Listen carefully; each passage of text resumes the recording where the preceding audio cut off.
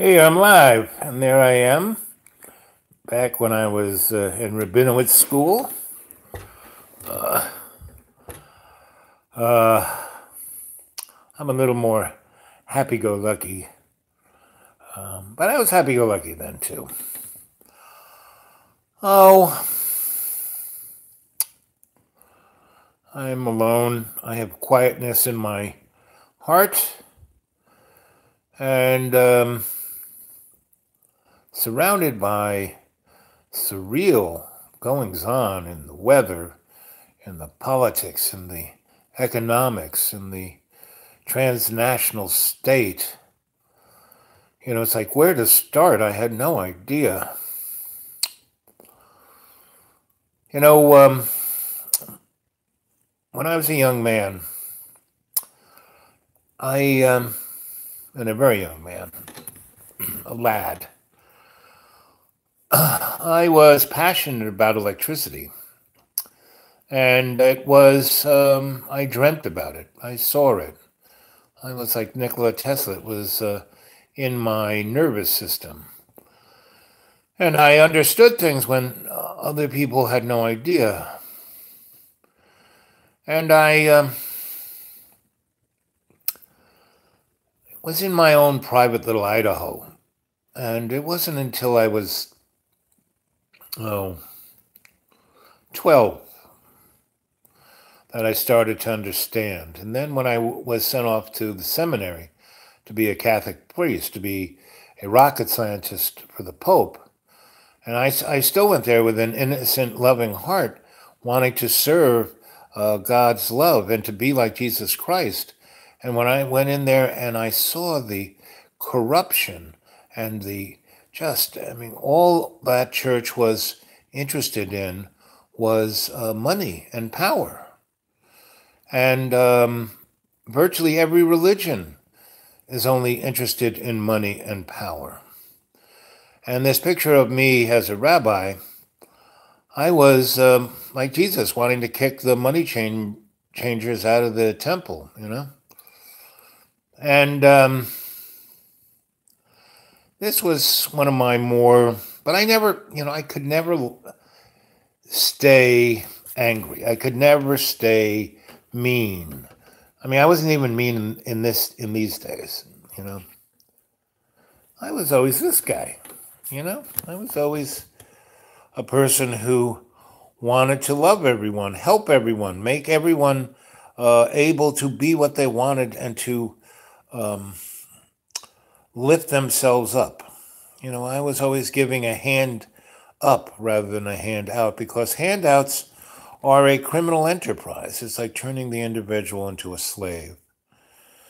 And so there are a lot of people who, you know, I was listening today, I was in the library today, and I was listening to I haven't been back to my old library, which is a new library in Roanoke, in the South County. And I hadn't been there for a long time because I've been out in the woods. And I showed up, and all the old timers were, "Oh, we thought you were dead," because I was pretty sick when I hung out there. And I was always the guy that people would ask, you know, when they had arguments, for me to tell them what it was. And basically, I always told them what I tell you. Don't believe anything I say. I'm going to tell you a story here. And if it resonates, that's good. And if you don't agree, go, check it out. Go Google it, you know. Go on Wikipedia. Anyway, so I saw this group of people, and they were going on about Trump and the bombs and the this and the that, and, you know, the people coming, the thousands of people coming to the border, and that we should have our army there with tanks and machine guns and kill them all. And I was going, guys, you know, I then asked them all, where did you come from? You know, oh, I'm Irish. So you kind of were in the same scene. You were escaping Ireland from England's biological warfare. That's what was the potato famine. The English synthesized a fungus that would not affect any other vegetable except potatoes. And potatoes were the only food that Indians, a little slip of the tongue there, that the Irish could eat. And Ireland was England's breadbasket. It's where they grew all the, had all the sheep, all the lambs, all the cows, all the vegetables, and they would, bring them over to England because England was being, brought into the industrial age, So the Irish, they basically, they didn't need them anymore. There were like 6 million of them, so they had to get rid of them because, they didn't want the land for the people. They wanted it for the sheep. The wool was probably the most, it's like what oil is today. Ireland sold wool like we sell oil. And these imperial motifs and political and economic dynamics, and everyone blames the Illuminati, good old Albert, what's his name? He came from Germany. When Germany wasn't Germany, it was like a bunch of little countries, duchies. And, they started out wanting, they were following the Enlightenment. They wanted everyone to have freedom and individuality and et cetera, et cetera. But once they got into it, they wanted control. And their major issue, or not issue, philosophy was you could do anything to get the end result. Murder, steal, lie, cheat, anything to get, the larger good, And that's not how it works. You have to do everything in the context, the shamanic context of all our relations. 9 generations into the past to our elders and 9 generations into the future. So we can't look at America. We can't even figure out what the history was yesterday, let alone, from day one, when Chris showed up, Christopher Columbus, he was a moron, he was coming across the Atlantic. What would have taken me in a 22-foot little sailboat with a jib 2 weeks and just following with the stars, this moron got stuck out in the Atlantic, and it was good weather. He didn't hit no big storms. And it took him months to get to the Caribbean. And the Indians went out there and got them and dragged them in and took care of them and fed them and healed them. And when Chris could get to his little ledger, he said, these people are really great. They're generous. They're honest. They're kind. They're beautiful. They're tall. They're strong. They'll make great slaves. And we can, give me 20 men with muskets and cannon. I could conquer this whole place. And 2 years later, he came back with 1,000 mercenaries with guns and cannon and mortar and biological warfare. And he just decimated Haiti. So, he killed 3 million people in a space of 4 years and then went on from there. So you look at in North America, from the time that Europeans showed up en masse, Europeans have killed 100 million indigenous people. And, these folks I was talking to, this lady said, well, they did wars too. And, they were, they invaded, 16,000 years before the Europeans got there. They walked over land bridges from Asia, and, everyone's from Africa. When people want to know where I came from, I say I'm African American, but melanin challenged. We're all Homo sapiens sapien. And if people knew that we were somebody's lab rats, that this whole story goes back to Atlantis and Lemuria, and those guys were just interlopers, meaning there have been, extraterrestrial presence on this little solar system for 6 billion years. And the thing I really love is that the moon is like in Star Wars and the Death Star, well, that's our moon. And that's why we only went there until, Apollo 17. We had 6 more paid for, Saturn's being readied. A crews had been trained, and they stopped. Nixon stopped because he knew about the alien presence, and he knew that the aliens were on the dark side of the moon. Only one side of the moon faces it at all times. We don't get to see, and the dark side ain't dark. It's just we can't see it. And back in the day when I was a paid scholar at universities, not a scholastic, meaning I wasn't teaching by the book, I was doing research. And I would be taken to things to see because I had an open mind and I could suspend my disbelief. So my handlers, my bosses, my investors, they would want me to go. Yes, they sent the scholastics who would say, oh, it's blah, blah, blah. But not so much. And I once went to Egypt and to the Valley of the Kings, and they were picking things out of certain newly found facilities, and that's all I'll say about that. And they had technologies that were quite astounding. And they also kind of, at that point, realized that the foundation stones of the pyramids were like hundreds, if not thousands of tons. And they fit like you couldn't put a piece of paper between the edges. And they look like they were melted together like butter. And, me and this physicist were tasked to figure that one out. And the fact that there were certain rooms that they had on Earth that had technologies in them. And all through the interiors of the pyramids, there was all kinds of petroglyphs and all kinds of carvings and all kinds of everything. But there was no soot on the ceilings, meaning if these guys were working in there, they'd need light. And you'd think they'd have torches and fires and things of that matter. No, there was no carbon anywhere, not even residue. It's not like they got up there Clorox and cleaned it off.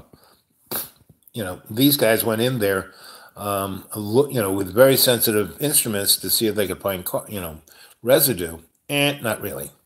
So there was an artificial light source, So there were a lot of things in that was, what is that? And the artifacts that they found were extraordinarily old, older than us. The Earth is maybe 5.8 billion years old. Well, the rocks that they brought back from the moon were 6 and 7 billion years old. And even the dirt around the rocks, there's a rock called the Genesis rock. And that was like close to 6.5 billion years old. And the dirt was older than that. So where'd that come from? When our moon is older than Earth, where did it come from? The other thing that they found that was quite interesting was that it was hollow on the inside. And that it was, not... All I can say is that it was a Death Star. And now, don't believe me. I want you kids to go off and do your homework. You need to go find a guy named Richard Dolan and Chris Hedges and Joseph P. Farrell and Jim Mars. Jim Mars, good friend, Texan, probably one of the best historical researchers I know. Joseph P. Farrell is very good too. And Chris Hedges is a kind of interesting guy. He almost looks like me. He had the same kind of background. I mean, his parents were Christian ministers, and he was sent off to theologian college, and he really liked that. And then he stumbled across how corrupt everything was, and so he became a journalist. And now, kids, The thing is, like today, I met a young girl at a coffee shop and at the library, and she's really very smart. And she's going to school, and she's at the highest level of their teachings. Right? So I started telling her about stuff, and she goes, well, they haven't taught me about it, but I've heard about that. And she kept saying that. Well, they won't really teach. I said, you're in the highest level of, yeah, in our AP, meaning the classes that are getting kids ready to go to college. They said all they teach is math and science. And I'm learning history, and I'm learning theology, and I'm learning languages, and I'm learning how to write. I said, do you write every day? She goes, well, I try. I said, well, that's good. So I gave her a list of things to go read and see, and then I would go back and visit her some week or two after she kind of picked it. And I said, pick. I gave her a list of things. I said, whatever interests you the most, circle it with a red pen, and then I will give you some stories about it, and people to go read and check it out. So she said, oh, that sounds great, because she said, all the work they give me is so easy and I get it done so quickly. So I actually have time on my hands. I said, great. Okay. Good idea. So Richard Dolan is a guy who, he's, back in the day, in the early 80s, when I kind of left the UN, NGO of Alternative Technologies. And what are NGOs, non-governmental offices? And not all of them are. There are a lot of them that aren't really in the UN. The UN, if you are, you're given a little more cachet, a little more woo. And all that is entities that have artificial authority to tell countries what to do. Like this whole thing about global warming. Well, the planet's definitely warming, but if there's a guy who likes my channel, and it's the Oppenheimer Ranch is one guy, and then there is a couple other, and they're all weather folk, right? And they're all really smart cookies. All of you guys out there, I really, so I only have 200 or so in my family. Well, I'd rather have you guys than like 15,000 morons who just want to talk about my beard or the color of my, Dollar Tree glasses. You guys actually think. You guys actually have passion about what's going on. You actually want to know the truth. And that's another thing, you guys. Go check out the red flags. I mean, America is one gigantic red flag, the only good Indian is a dead Indian. Well, that was a pretty good red flag. We started out with that one. And then our revolution. No, it was no revolution. It was just those white guys wanted to, basically push everyone else who was coming in on their territory. And England and France were their backbone kind of, of getting control. And then when they got a little full of themselves and got to be old, doddering, toothless guys like me, that's when the War of 1812 kind of came online. And the United States was a place where Europe recalibrated world empire. And War of 1812 was, the English came in and said, okay, bitches, you're going to do exactly what we tell you. And that's why we were in hundreds of wars between then and World War and the Korean War. Hundreds. Why were we in China going up the Yangtze, forcing the Chinese to, take opium? Because England was our, punk ass. Who's the guy who makes prostitutes do what he wants? That's England. And America was the prostitute. Right? Now, poor China's the prostitute, and still England is pulling its chain. We were the guys who. Do you remember Past Lives? Yeah, of course. I mean, that's kids. Go to the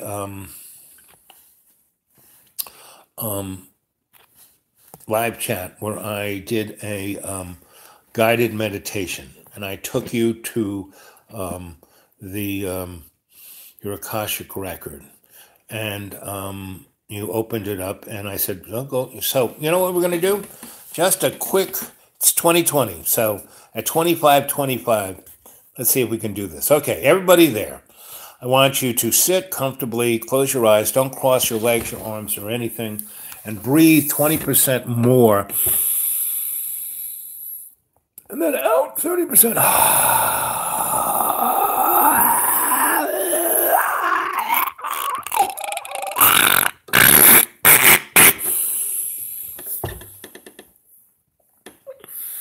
And when you breathe that way, you have to consciously breathe that way. You can't, meaning your autonomic system breathes for you.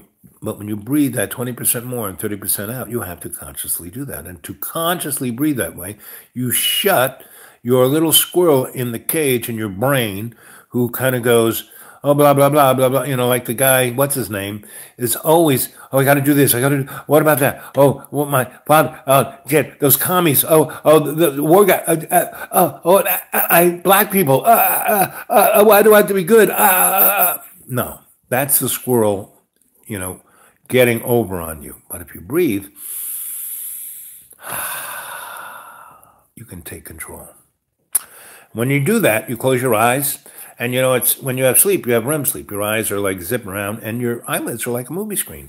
So you're breathing deep. Your eyes are closed. I'm going to count to 3. 1, you're in a deep, deep, deep state of relaxation, going deeper and deeper. Your conscious mind is totally focused on your breath.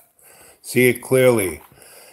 Illuminate yourself in your imaginary mirror. You're surrounded by the white light of the prana and chi. The white light is the ultra-high frequency of the negated presence. Black is the presence of everything.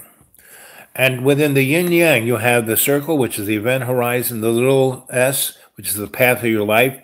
Black is that electric current of light, of illumination, like that illumination, you know, the really bright illumination. That gives you context. You know, if everything is dark, that's all color. You know, so there's the bright white light, and there is the darkness. And the white light gives that edge, you know, brings in definition. You know, look at me. See, it's defining me. And in the white, there's a black dot, and in the black, there's a white dot, and that's chaos.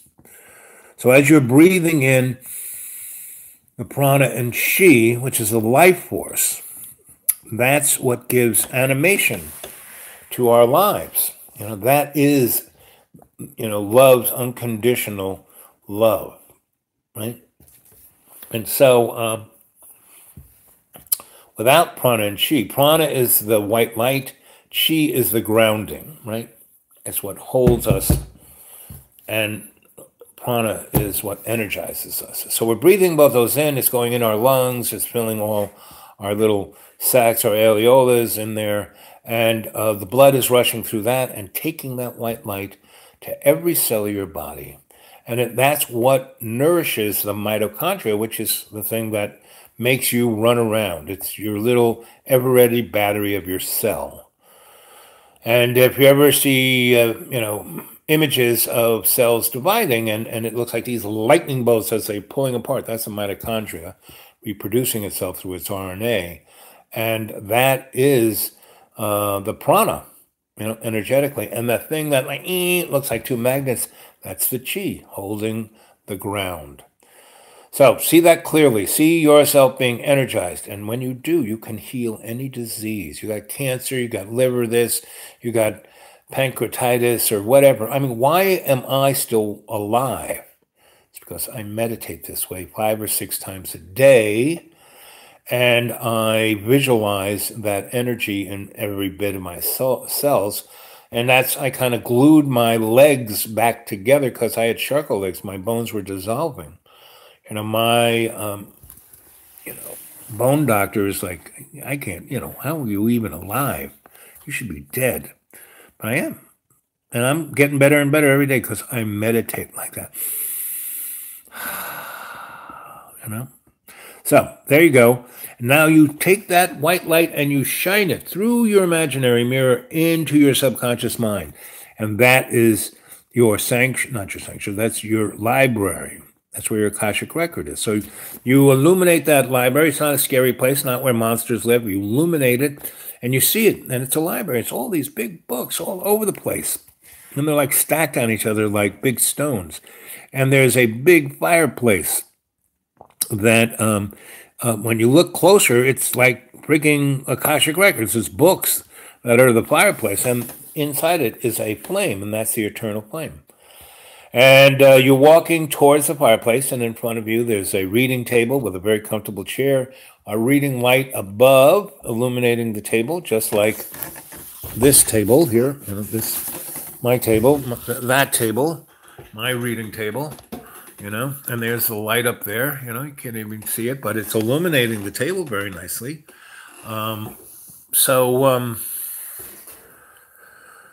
You have three guides. You have a librarian, your animal totem, and your guardian angel. So your librarian brings you your Akashic record, brings you the information that you need. Well, you can read it, you can see it, you can observe it, but you may not understand it. And that's why you have an animal totem. That's your totem, your guide. And it's like me. That's what I am. That's why I'm Owl, O-W-L, not A-L. O-W-L, because that's my totem. That's, the animal that has been with me my whole life. When I was a little boy, we had a garage, and whenever we moved someplace, there was a shack or garage or a tree, and within a week or two of us moving there, an owl would show up. When I lived with indigenous people, when you hang with them and they make you part of the tribe, the family, all their relations, they give you a tribal name, an animal name. And every people I was with named me Owl. I didn't say, oh, I'm Owl, because that's a pretty heavy name. As a totem, that's a pretty heavy totem. So you can't take that, oh, I'm going to be, Swiss cheese. No, you have to be given the name, not taken. Right?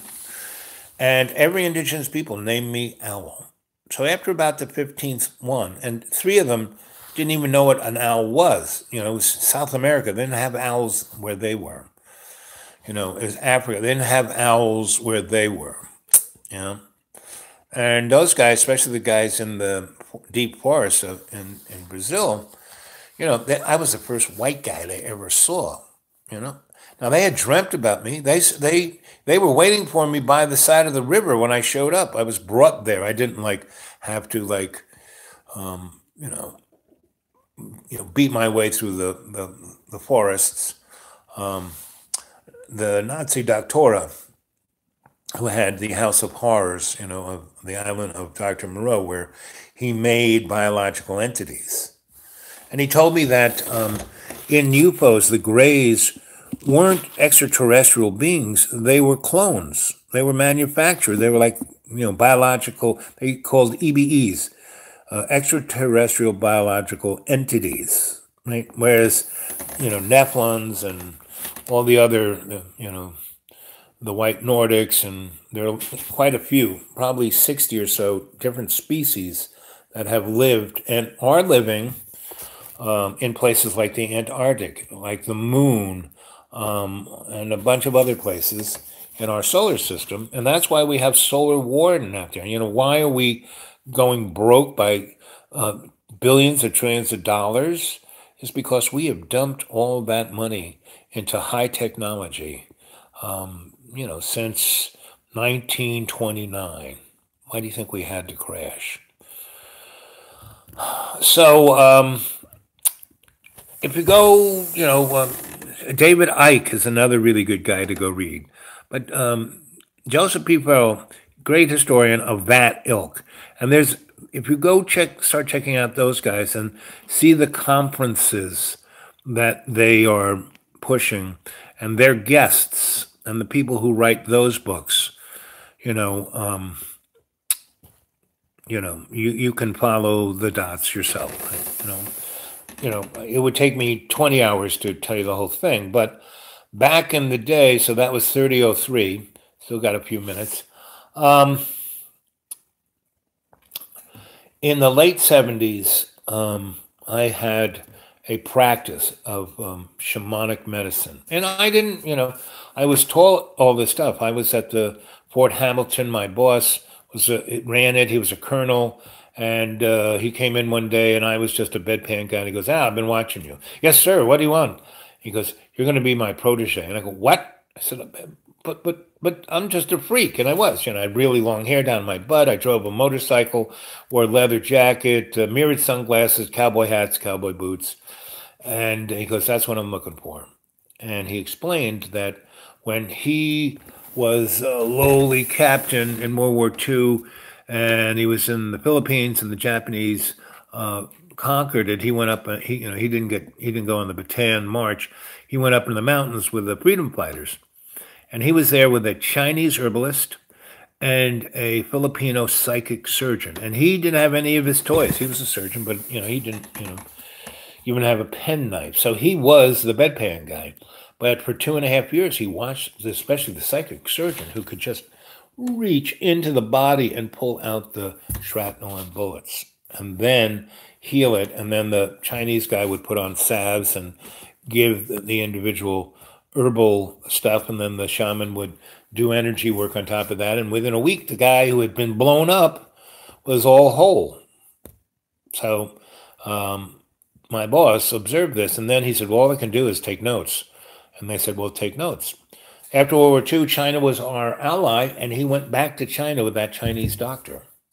And, met Mao Zedong and said he was a pretty cool guy because he was really representing what the people need, not so much the guys of the nationalists who were just fascist corporate guys, wanting to do the bidding of American New York City banks.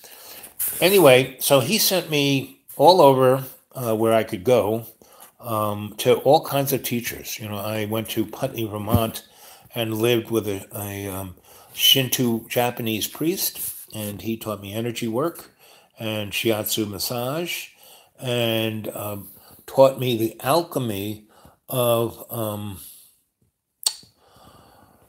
how your body worked. You study in medicine the parts like you were a lawnmower or a refrigerator, which they call anatomy. He taught me that in energetic forms. And then I was sent off to study in Chinatown with a Chinese herbalist. And then I was in, different parts of upstate with different, like Chief Two Trees and a number of elder native indigenous North Americans, and went down to the West and studied with the Hopi elders who I later lived with, and that's another story. So I came back and I worked with my, and I learned acupuncture also. But I was more a shiatsu guy because shiatsu is like acupuncture without the needles. Because acupuncture, you almost have to be Chinese to do it, because you can stick that needle in the spot, the K14 spot, but if you don't, motivate it, people just stick moxie on it and saying, no, you have to motivate it energetically. Don't do it right. Yes, it can make the arm work better, but then you get cancer in your liver because all these parts are interconnected with each other. And you can't just grossly try to manipulate these things. And that's why, there are good chiropractors and bad ones. Guys who are really, I have a really good chiropractor, and he's one of the better ones, and I used to teach chiropractic in the Davenport School of Osteopathy. And that's a whole medical thing that came from the 19th century that was really, it was modern medicine and old-time medicine and lots of other medicines all mixed together. And it really worked well. and they got rid of it because it was hard to bill. So anyway, I was at Fort Hamilton, and we were having it. Why were we in Vietnam? We were in Vietnam because of opium. It was next to Afghanistan. It was the largest. And the French, go watch the movie. I love movies because they tell the story. Go watch the movie, The French Connection. And that tells the story. And there's another movie like L.A. Confidential. That's not what it is, but it's with Sean Penn. And he's playing a mobster. And he's playing...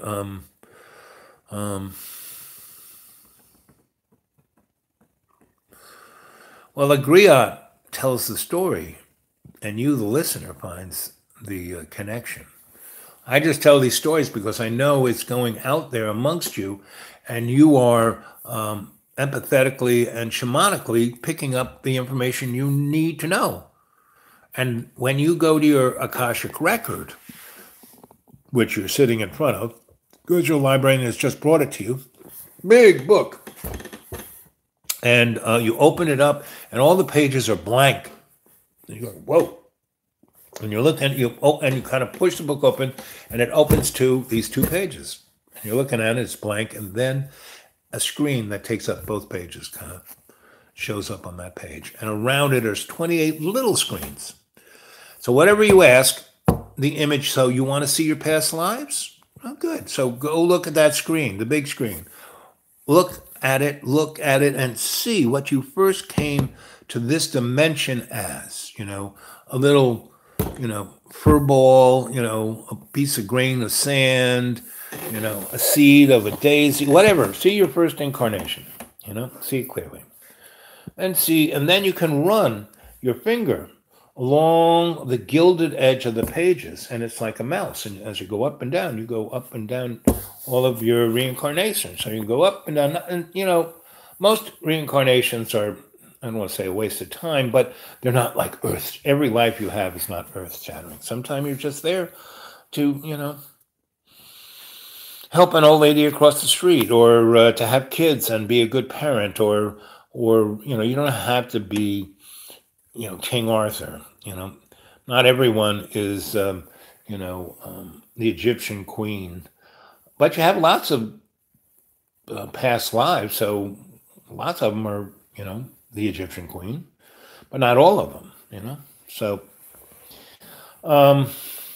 hey, this is what I look like as a Shinto priest or a monk. I wasn't a priest; I was a monk, and an adept. I wasn't even a monk; I was an adept, working that way. And this is kind of how I looked. And I normally get this haircut in springtime. I just happened to do it, just before. We're not even in winter yet. So hopefully a bunch of this will grow in because it's cold. But I love rubbing I would just, when I was, doing a chore in the ashram, I would one hand would be working, the other would be like rubbing the top of my head. And my sensei, he had a Japanese word for that, but it was like masturbation, spiritual masturbation, because you're rubbing your chi the wrong way. You're supposed to be grounding it, not mushing it around the top of your head. But anyway, I divert. So there you're looking at your Akashic record. You're seeing all your incarnations, and those little 28 screens, they're there for different angles to get a perspective. The big screen, you see it straight on, just like I'm looking at this screen. But the other ones see different angles so you can get a perspective. And when you can see that, you start to get insights into what this all about. Now, if you still have trouble, that's when you ask your animal totem. So, to your left, there's your librarian. See your librarian clearly. See what your librarian looks like. Remember it. To the left of your librarian is your animal totem. See your animal totem clearly. See what it looks like. To the, I wish I could read Japanese. To the left of your animal totem is your guardian angel, who always has your back. And if you can feel the love and safety, protection of your animal, of your guardian angel, you'll always be safe because you will know what to do before you need to do it. And that's what martial arts is. Martial arts isn't like kicking people and punching them and doing all that. No, it's knowing what to do before those people even show up. So you're not there when they show up to kick your ass, you know? My sensei always said, because a lot of the people in our Hambu, in our temple, we were all healers. But a lot of months I learned, we're going to learn, martial arts. Oh, wow. Ooh, I want to be a martial artist. And so they would that was their major kind of thing. But, to understand how to heal shamanically, you had to learn how to breathe. You had to learn how to meditate. You had to learn how to clean yourself. You had to learn how to learn how to make tea. So before you did anything like martial arts or healing or any of the sciences, you had to learn all these disciplines. And that's what I loved about living in the ashram, because there were all these tasks that we had to do, and I got up I got up at 5 o'clock before the sun rose, but I would get up there and the sky was still black and the stars were starry night, and I would, set myself in my chi and put my head back straight up, because most times if you just put your head back like that and you're standing, you fall over, you lose your balance. But if you ground your chi, you're never going to fall down. And this is an exercise we were taught, and I would do it when nobody was around, first thing in the morning, and I would do that, and I would watch the sun rise. And it would rise before it rose, because the stars would become less bright. And if there are any clouds in the sky, they would turn a goldish pink. And as soon as it did that, that's when I went to start the fires. And the last thing I did before sundown went, and I started, I started cooking like noon, but, preparing the evening meal, I would collect firewood for the evening meal and the next day's breakfast and lunch. So, and tea. And I loved collecting wood. And I would break it like I was preparing a bonsai garden. And the other thing I did, once I started the fires, I then went around with the rake, and I raked all the paths in patterns. And my sensei had a number, because he was a beautiful painter, and his calligraphy was unbelievable. So I would make patterns of his calligraphy in the paths, and they would be, Japanese sayings, and I did it for him and the other two priests, because they would be the next guys who would wake up and they'd walk on the path, and they would see what I had left for them. And I did a ton of things like this to make my masters happy, right? And so when I would do things that other people would, we would do group meditation. And I would be 20% in, 30% out.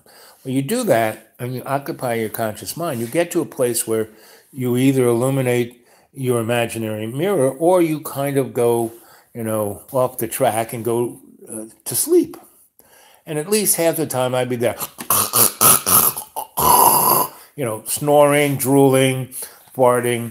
And all of my fellow adepts would be getting very upset with me because I was, interrupting their quietness.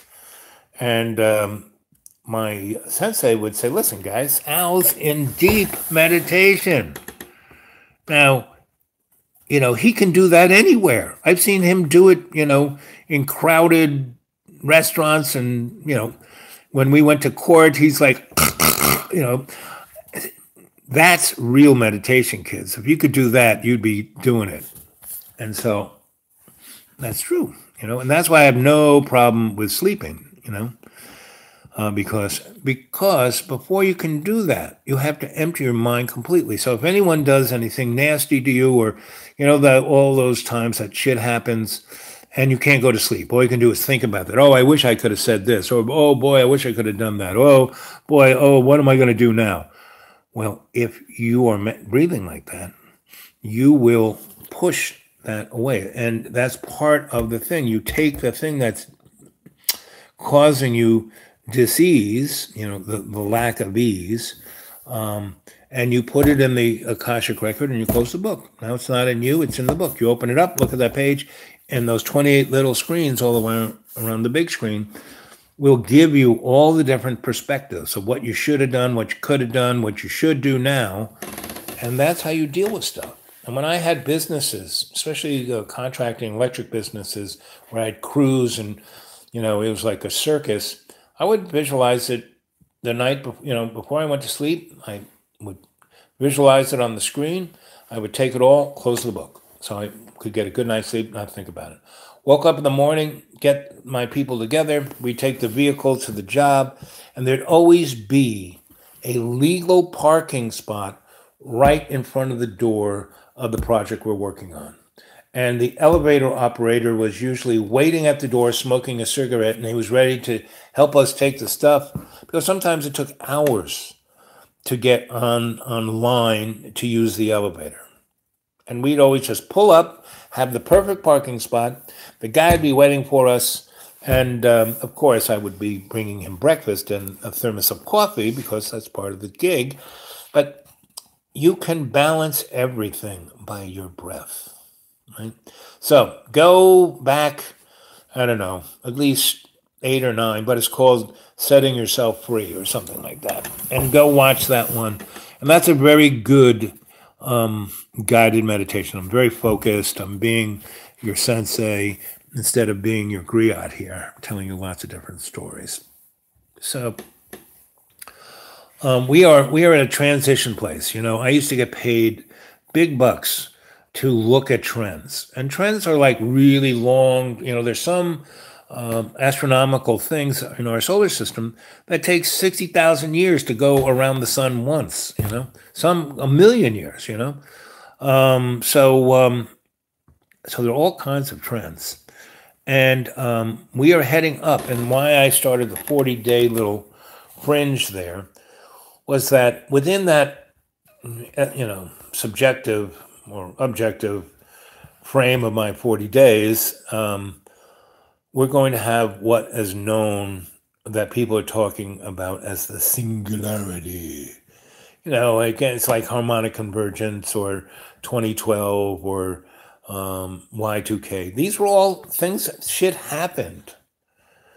It's just that most people didn't realize that it wasn't the end and beginning. It was just part of something. And this thing that's coming up, where all of these different patterns, trends, are coming together at the same time within this 40-day period thing. And yes, there's going to be some very weird shit, and history will remember it does that. Just like other, the last singularity of this kind, it wasn't quite the magnitude of this one, but it was when Cortez, came in on the Inca guys, and they knew that there was going to be a solar eclipse. So, hey, we're magicians. We're going to turn that sun off. Now, there were, their shaman who knew astronomy and knew that there was going to be them. They were trying to tell their king, hey, don't listen to these guys. They're just charlatans. But that's how the Spanish got over. And that's what, turned South America into the killing fields. And every time something of that level happens, it's really, astronomically something going on. And see, it's not just what's in the stars, It's like Plato said, it's a wise man who's guided by the stars, a fool who's led by them. There are other, we only can, with our 5 senses, we can only see 0.0005%. which is like nothing, you know. The other 99.90005% of the rest of the universe, we don't even know it's there. Now, our instrumentality in science has gotten to a place where we have measured gravitational and other forces, especially the weak forces, to the point where we know there's a shitload of mass out there that we can't see. We should be able to see, but we can't because we're only looking at 0.005% of it. So that's what they call dark matter. And, that's what gives the rise of string theory and other interesting parallel universes and a whole bunch of other stuff. And that's all of these things are going to come together. I mean, why did Jack Kennedy get whacked other than he was a scumbag? And his father pissed so many people off that, they first blew up the first son during World War II, Joe, that bomber. He was going on that, he's going to take that bomber into a German thing and jump out with a parachute over the river, and then they were going to radio control it into whatever target. It was like a, smart bomb, but it was a B-24. Anyway, something went wrong, and, he's like just about to jump out of the airplane, and his bomber vaporizes. Well, that wasn't an oops, that was a payback. So Jack, who was a ne'er-do-well, he's next in line, his little PT boat, he wasn't like a hero.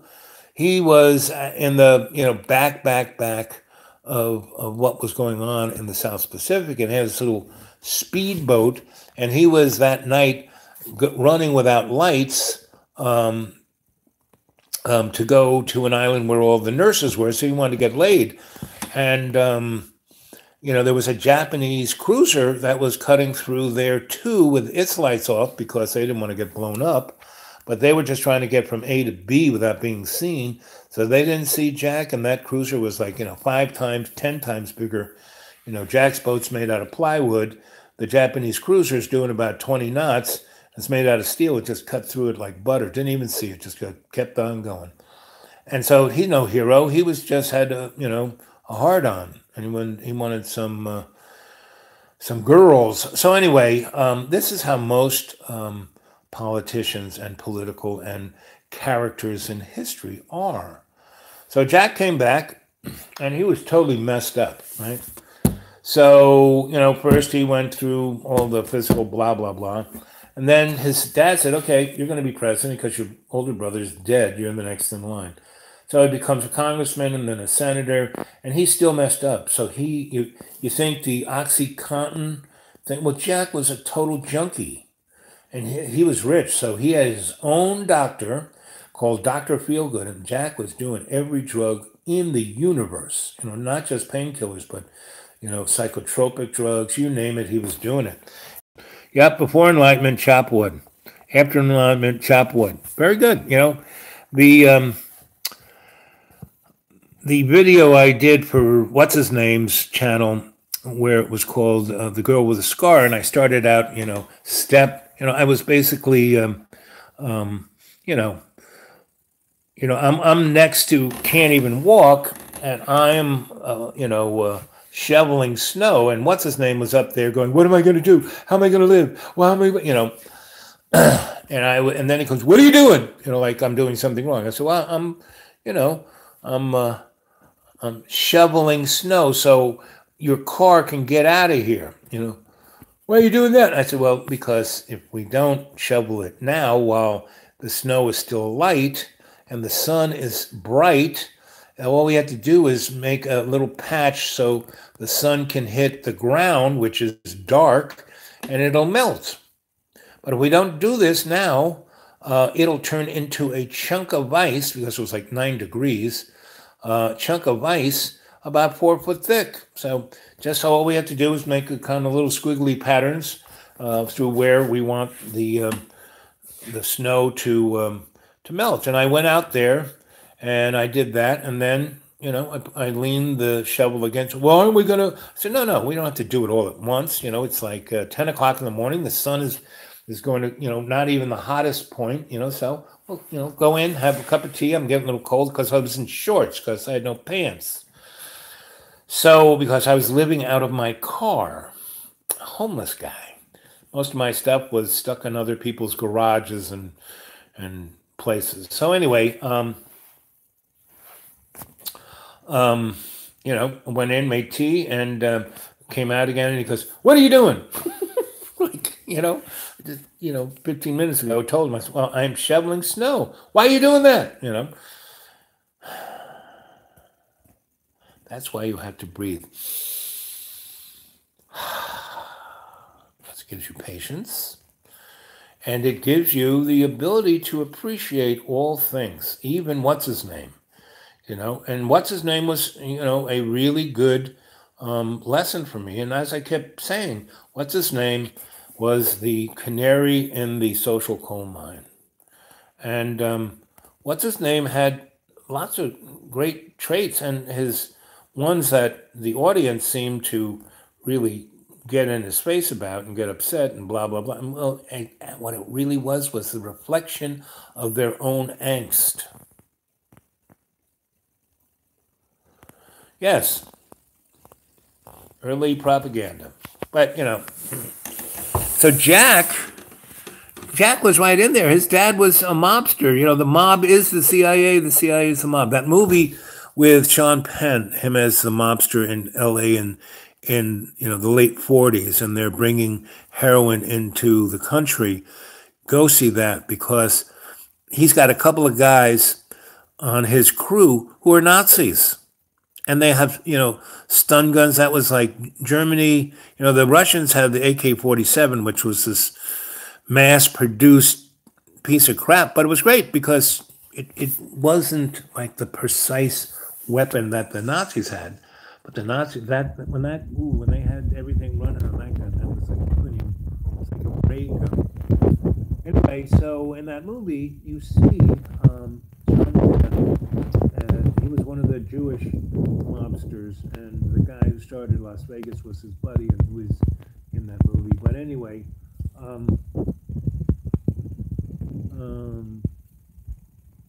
yes, the STG-44. Yep, you got it. And so Sean Penn's crew has all these Nazi weapons. The hand grenades, and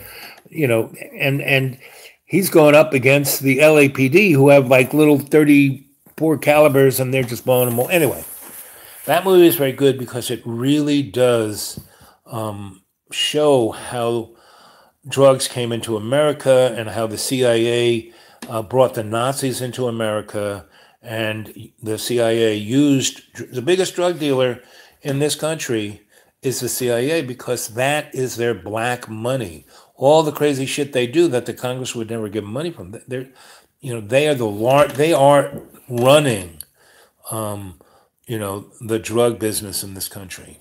That's why it'll never stop. Because the English did the same thing for 200 years in all their empire. How did they get over on, they went into a country just like the Romans would go, with a big army, put them up on the hill, go to the king and say, "See those guys? Unless you do what we tell you to do, they're going to come down and kill everyone. But if you agree to be our boy," and you don't have to do anything different than you're doing. We don't want you to have different gods. We don't want you to do anything different. All we want you to do is let us dig up certain resources that we want. And we want to give you a present. This stuff called bourbon, and this stuff called, tobacco, and this stuff called white flour, and this stuff called opium. And the English got the opium from the Indians, not the Native Americans, but the, Asian Indians. And so they realized it was a great tool of oppression. And we have been using it in this country ever since, And that's why, the war on drugs goes on, and all it really does is throw people on the low end of the scale. And, if you really wanted to stop sale of drugs, the biggest drug dealer is Poppy Bush. Why do you think they call him Poppy? Not because he's a grandfather, because of the plant, the poppy.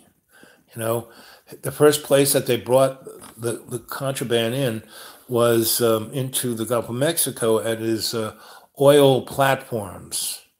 And that's how he became So he was Skull and Bones 322, and he had 19, joined the Navy, became towards the end of the war, he went out to, Japan was done, and they had been suing for peace 2 years before we dropped the atomic bomb, but we wanted the emperor. He had to go to jail or get hung. And this guy, the emperor was the Japanese god. There's no way were they going to give that guy up.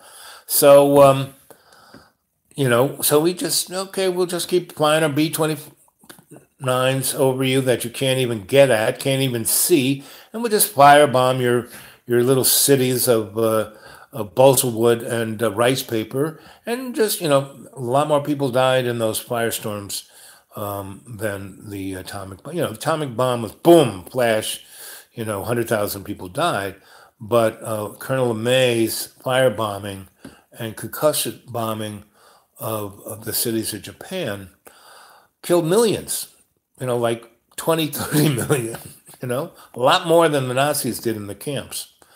And that 6 million weren't just Hebrews, it was lots of other people, like homosexuals and artists and gypsies and everyone who was like not perfect in the Nazi way. And the Aryans that the Nazis were looking for were the Anunnaki Jews, who weren't even that. They were a crew of dudes who were in Asia in 6th century. And along the Silk Road, they would just kill and rape and kind of move into certain people's next of the woods and wipe them all out and then move into, and they weren't like the Huns that just came like the ocean. They were more like ISIS. They wanted a chunk of property that they could squeeze all the life on and they'd go to another one. Well, the Russian Tsar, went and hung them up by their thumbs and said, listen, we don't care, we're criminals, we know what you're doing, not a problem, but you have to either pick a religion, either Judaism or Christianity or Islam, and basically run by those motifs. Yeah, LeMay first did Dresden in Germany, but he then took the B-20, and he had B-17s and B-24s, but the B-29 was an instrument of death because it flew in a, the guys, B-17, those poor guys froze to death, they had to wear these gigantic suits that were heated because they're up at about 30,000 feet, and their everything in that airplane was open to the wind. They had nothing was, they'd wear oxygen masks, and they're sweating and freezing at the same time. Half those guys got hypothermia. And, when the ME-109 came flying at them, shooting, 77 caliber cannon shells with exploding warheads. It was not a nice day. It blew people apart. More people in the U.S. military during World War II in the European theater died in strategic bombing, up in the air, per capita than any other, more than the guys on the ground, more than the guys on the water. And they died horrible deaths. Yeah, the ME-262, but the 109 was the nasty airplane before the 262. And, that was perfected, the 262 was perfected in 1937. And they showed it to Adolf, and because taking off, it wasn't, it didn't look, it looked like a little toy. It bounced across and jumped in the air, but once it got in there and they hit the throttle, that sucker could fly at almost the speed of sound. And Adolf was not really the smartest, pencil in the box. They said, I don't like it. If you can make it a bomber, then we'll produce it. But if they had mass produced that airplane starting in 1937, and they showed up with that to begin, they would have blown everyone. They would have obliterated the English Air Force in like 2 days, and they could have invaded.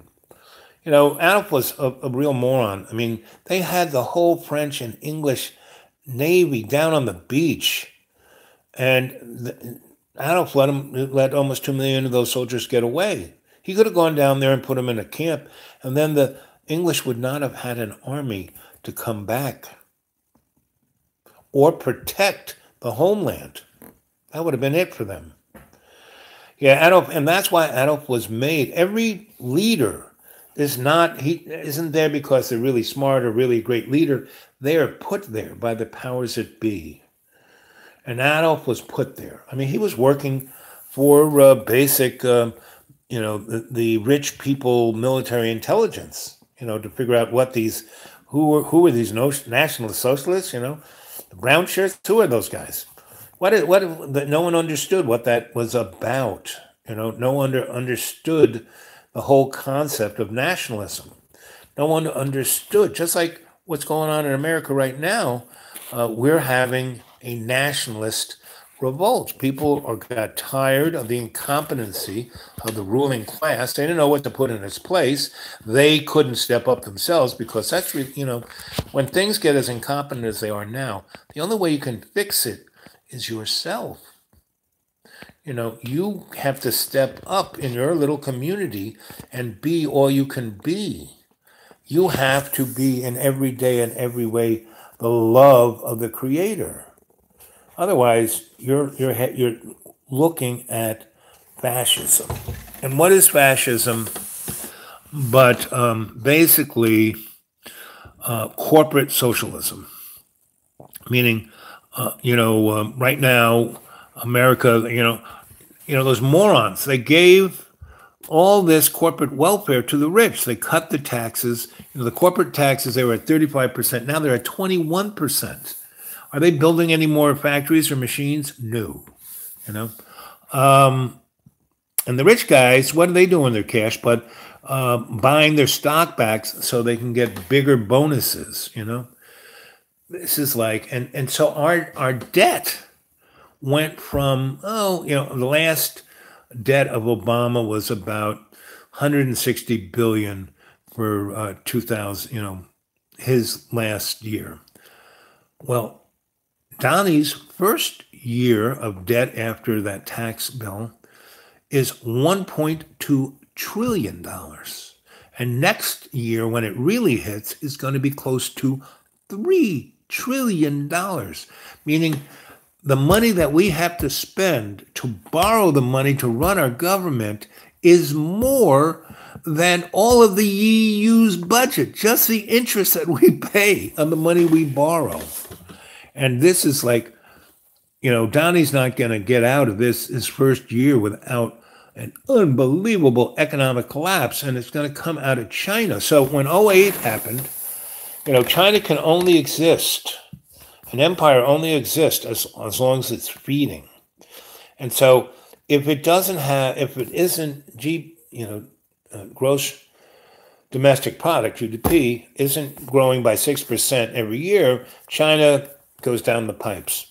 So when, and how do they make that money? They sell us crap. Now, their biggest problem was, since Richard Nixon, they've been making shit for our, dollar stores, and we don't even give them money. We just give them treasury notes, pieces of paper. And why did we invade Iraq? Because Saddam, who we put there, he was our boy, He invades, he kills all his people. He goes into Iran, has a war for almost 8 years, killing, 5 million people. We sell him all the weapons. We don't talk about human rights, That was fine. But the minute he wanted to be paid in gold for his oil, we invaded his ass. And in '91, we invaded his ass. He asked April Glaspie, who is, the American diplomat in, his Baghdad, hey, we're going to go, because Kuwait used to be part of Iraq, and England sliced it off and let those guys run it because that was a pretty rich, oily part. And, British Petroleum wanted it. So he wanted it back. I mean, it was part of Iraq. He was duly right. I mean, it was stolen from Iraq. He wasn't president then. This other moron was, who he basically, there's a great video where they make him like a captain or a major, and, the CIA goes, okay, we're going to make you president. All you got to do is go into Congress. Here's a list of guys. Send in big muscly guys, one on under each arm, pick them up out of the chairs, take them out to the front door and blow their brains out and leave a pile of the bodies there, and you'll be president. Exactly what he did. And we backed him 100%. Just like we backed the Shah, just like we backed the boys in Vietnam. Ho Chi Minh he was educated at NYU to be a lawyer. And all he wanted was the Pepsi dealership. And he was our ally fighting the Japanese. So he kicked the Japanese out of Vietnam. He became the George Washington. So, end of war, Versailles again. They're slicing up the pie. And France marches back in there to take the rubber and everything else. And Ho Chi Minh, but. And not only they said, well, do I get the Pepsi dealership? And they said, no, we're giving that to the French too. So he said, motherfucker, I'm going after you guys. And he did. And Kennedy was there at that time and knew what was going on. And he brought, just like in Indonesia, he brought in Mercs and really nasty weapons. There's a guy, I don't know if you ever saw JFK, which was a movie made by, what's his name? And my good friend Jim Marr wrote the book, right? It wasn't called JFK, it was called something else. But that was like the first, whoa. That's when people realized what a good reporter and investigator and writer this guy was. You should really go read Jim Marr's books, because he has documented every freaking symbol thing. And, Chris Hedgens, I love Chris. Chris is a great guy. He's got a great heart. But he's seen so much suffering that he's got that chip on his shoulder, that, Me Too chip, that Black Like Me chip, that, and people don't realize that those movements are being paid for by the same people who are oppressing them to begin with. And that's how it works. If you go read None Dare Call It Conspiracy by Gary Allen, he really puts it out.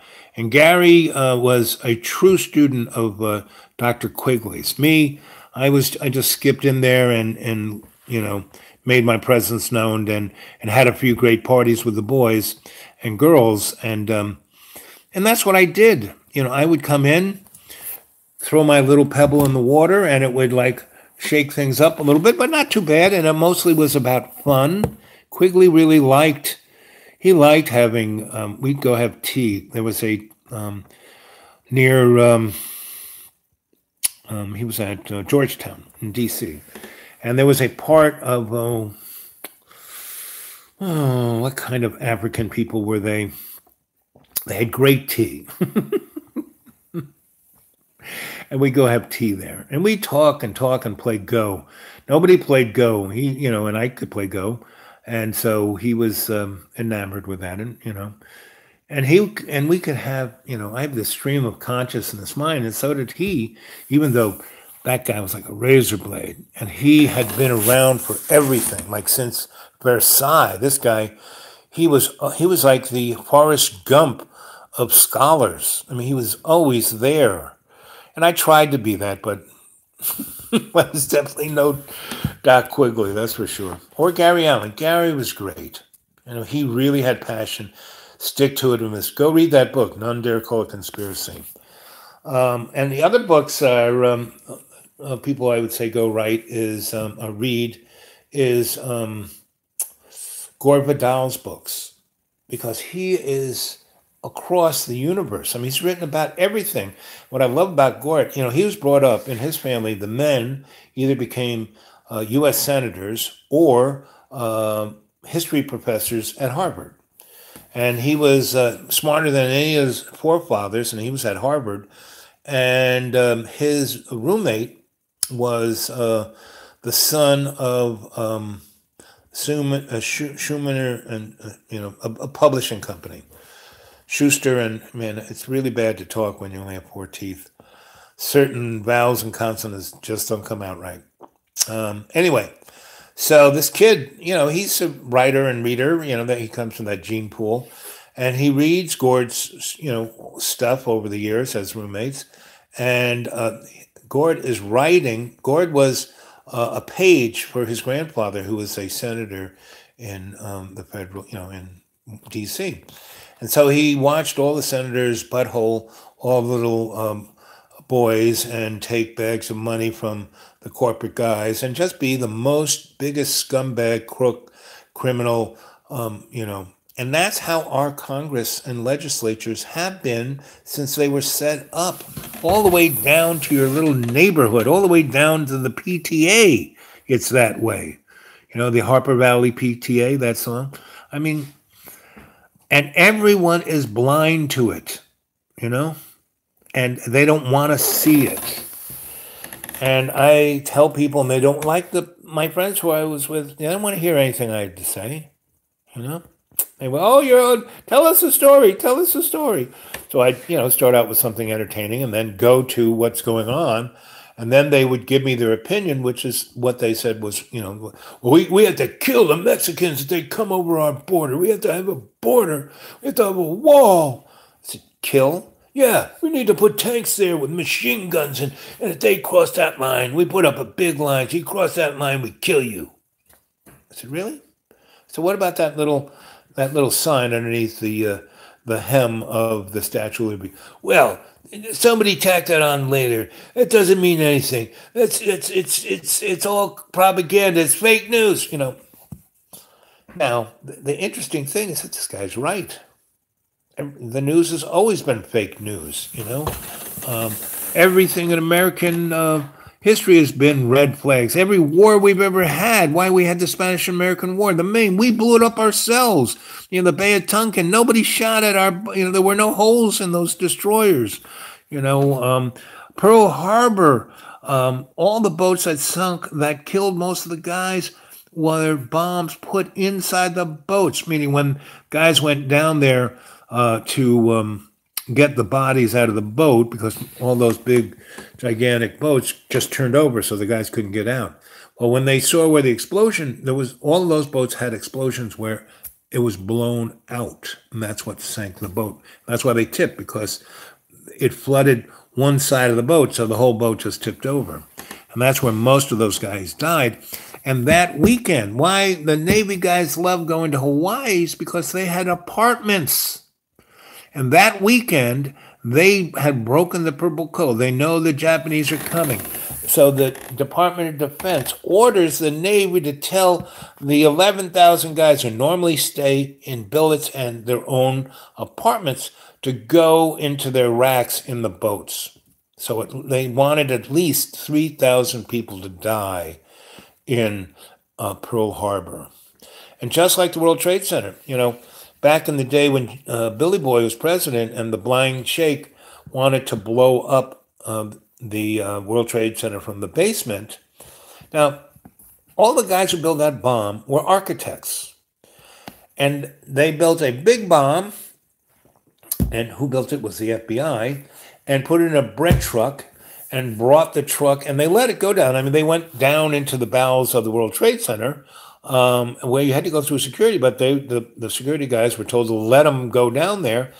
And if those guys had parked that truck 50 yards to the west against the wall of the bathtub, it would have blown out the side, and the whole Hudson River would have gone flooding into the basement. And every subway in New York City and the PATH trains ran through the World Trade Center. And if that water came rushing into the basement of the World Trade Center, it would have flooded every one of those subway lines and would have killed at least 60,000 people, because they blew the sucker up during rush hour. 500,000 people are on any one of those trains at any time. At least 100, 200,000 people would have died. So they really wanted to kill the infidel, they could have done that. And those airplanes that allegedly flew into the World Trade Center, they came up the Hudson. They went right by Indian Point, the first commercial nuclear power plant that had been kept open for, like 40 years past its due date. It was so irradiated that it was like a China teacup. And it had like 45 years of spent fuel rods, really nasty, every kind of plutonium nasty isotope that would kill everyone within a 100-mile radius. If they flew one of those planes into that, that would have killed maybe somewhere between 2 and 60 million people, depending on which way the wind was blowing. Right? So anyway, these are pretty obvious. So anyway, when they blew the bread truck up in the basement of the World Trade Center, they put in all these protocols about fire and this, because the thing that killed the people wasn't the explosion. No one died in that explosion, even though, man, it ripped 5 stories out of the basement. The basement of the World Trade Center was pretty amazing. It went down and down and down. And but the people who died were the people who were trying to get out of the buildings, coming down the stair, like 110 stories walking down, and those stairwells filled up with really noxious black smoke, and a lot of people suffocated, and then had heart attacks, and then fell down the staircase on top of other people. So they had really a strong protocol. So if any building got attacked, and no other, there were 7 buildings in the World Trade Center, the 2 towers, Building 7, and then the other 20-story little square cubes. Everybody's supposed to get out of every building and go 4 blocks away. So North Tower gets hit, everyone's getting out of the buildings. The folks in the Southern Tower were almost out when they got the all clear, and there were guards there ushering the people back in to the buildings because they wanted to have at least 3,000 people die. A couple hundred people die, you don't really go to war. You kind of send them flowers and let it go at that. But, so that has been the American way for the last 200 and something years. Red flags, The government didn't require some people who die and not allowed to go to war. Yeah, we were already at it. Yeah, this is true. But you know what I'm saying. It had to look good on TV. Yeah, the war was over oil. This is, like I said, we went after Saddam because he wanted gold. We went after Gaddafi because he wanted gold. Those guys did whatever the fuck they wanted for a good 30, 40 years, killing people left and right. We didn't even go boo. But as soon as they wanted gold, we took them out. So, and this, all this stuff, it's not even hidden. It's like right there. This history is right there. If you read Jim Marrs, go read Jim Marrs. And, but all the people I mentioned are the people you should really go take a look. Okay, so let's see what you kids have been saying. Cool. Let's see. You remember past lives. Like I said, go to the Akashic Record. How do you find the meaning of your vision? Exactly. You have your animal totem. You ask, what does this mean? Or me, I'm your griot. Leave me a little message on my the Dude Awake 42, and I'll give you the meaning of whatever you want. The other little good thing is to tell it when you go to sleep. The way to practice visioning your Akashic records, you do it before you go to sleep and when you wake up. So you tell yourself, I want to dream about X, Y, and Z. You dream about it in the morning, go, wow, that was a crazy dream. What's that about? Grab your phone, hit the record button, and go, wow, I had a dream about blah, blah, blah, blah. Your subconscious comes straight out of your mouth. Back in the day when I was a shrink, I didn't hand people pads of paper saying, write down your dreams. I'd say, well, how do you feel? What did you dream? Blah, blah, blah. I was the, expensive tape recorder, and I'd write it down, right? Now, you got on the tape recorder. You play it back at your convenience. And this thing, you can stop, you can pause, you can go back, listen to things over and over again. And as you're listening to your phone, your voice tell you what your dream was, you write it down. That's when you write it down. Because when you were at school, you listened to things and took notes, not to remember, but to understand. Freud called it a Gestalt, a lightning understanding. Very interesting. I can pronounce German without teeth, but not English. That's what you need to do to understand your visions, right? Say, okay, I want to dream about this. You dream about it. You put it down on your smartphone recorder. You then play it back. You write it out. And as you're writing it out, you go, wow, that's what that means. That's why I did that. That's what I need to do, right? Okay. Let's see. Bob, do you remember? Pass, yeah. Okay. 6 times change anything. Yep. Pimp. Pimp's the word. Yes, thank you for that. Pimp. Yep. How do you find the meaning to your vision? So again, you do, I want to dream about it. You put it on your tape recorder. Tugado is, okay. You should check out the Awakened Brave channel. Okay, I will. I'm going to write that down right now. So I have a pen here to write these things down.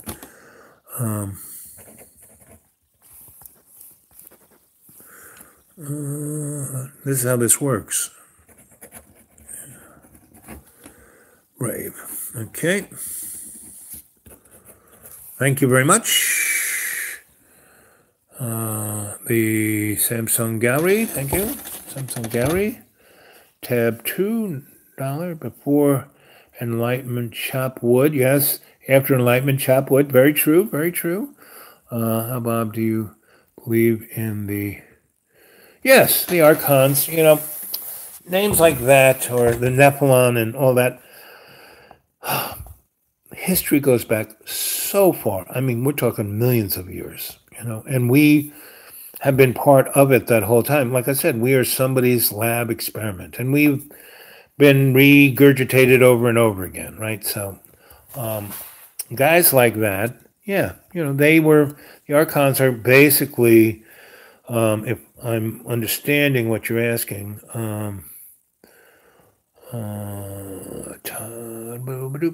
chop wood. Yeah, Archons. So they were like the demigods of sorts, of a certain culture, and yeah, they were around. You know, I believe in, but they're not. See, we use words like I don't like to use the word God. German said, yeah, yep, that's the gun I was talking about. You are covering the Mick.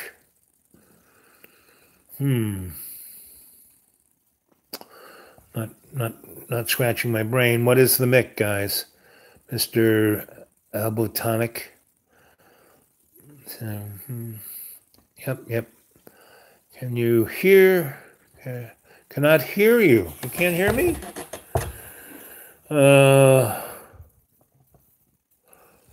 Stole the design. Yeah, of course.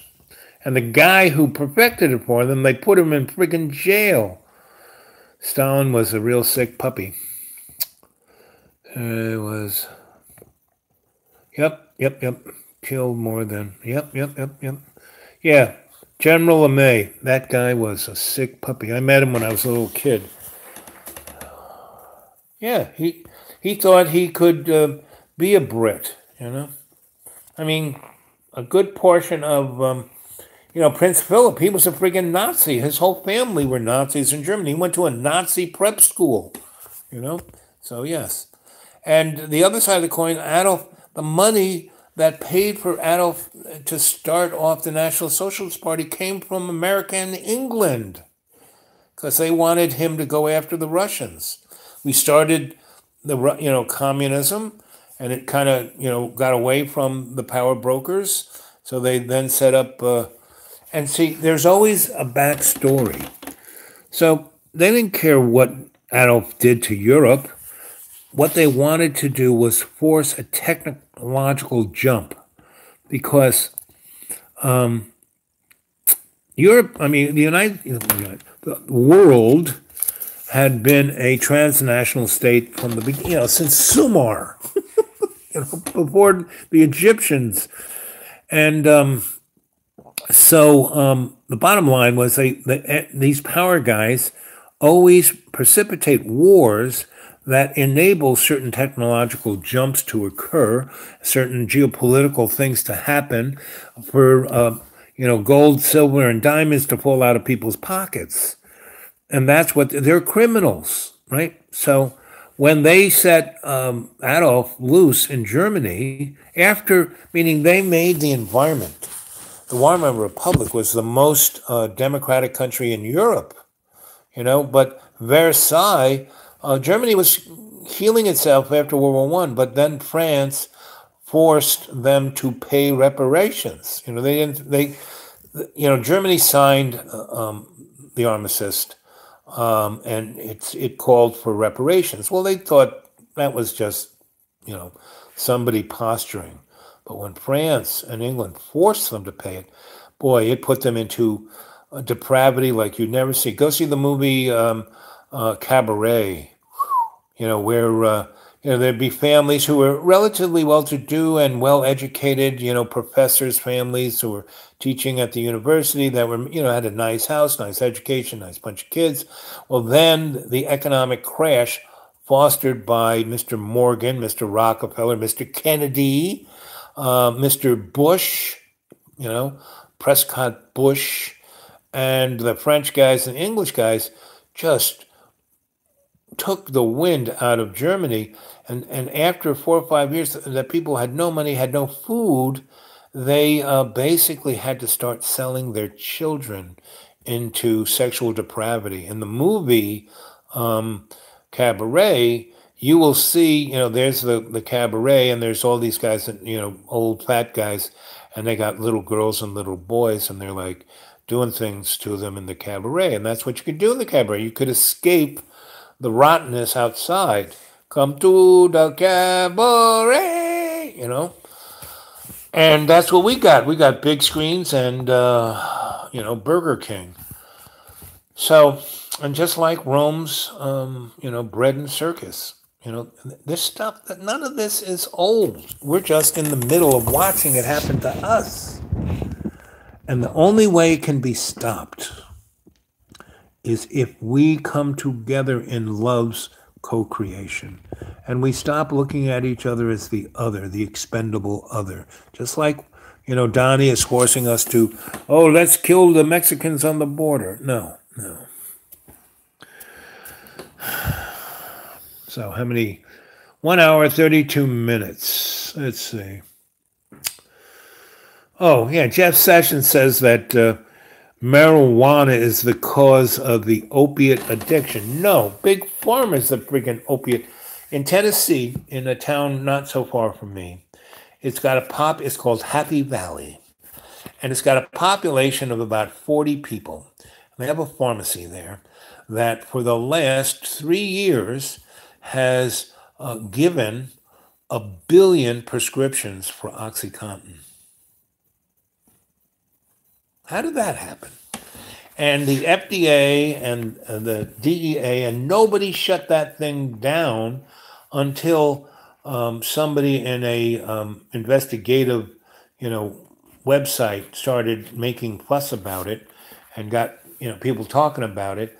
And still the FBI and the DEA didn't go in there.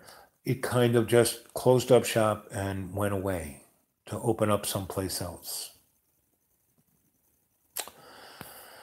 Just like the English did, just like the Romans did, just like the Mesopotamians and the Egyptians. Have your kids watched the TV show Stargate Atlantis or Stargate, whatever the one where the ship flies through the sun? All of that is true.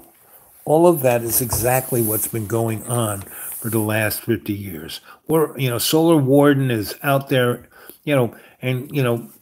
we've got millions of people out in space living on asteroids, mining them. We got people in Mars, we got people on the moon, we got people all over the place. And the Nazis were the first to go where no man had gone before. And basically, the United States, Germany, and England and Japan had contact with aliens, in the 19th century. not governmentally, but individually. There were people in all those places that, like Tesla, were listening, were smart, and could, you know, um, not be stuck in their disbelief. They could suspend their disbelief. Can't handle the truth. That's right, kids.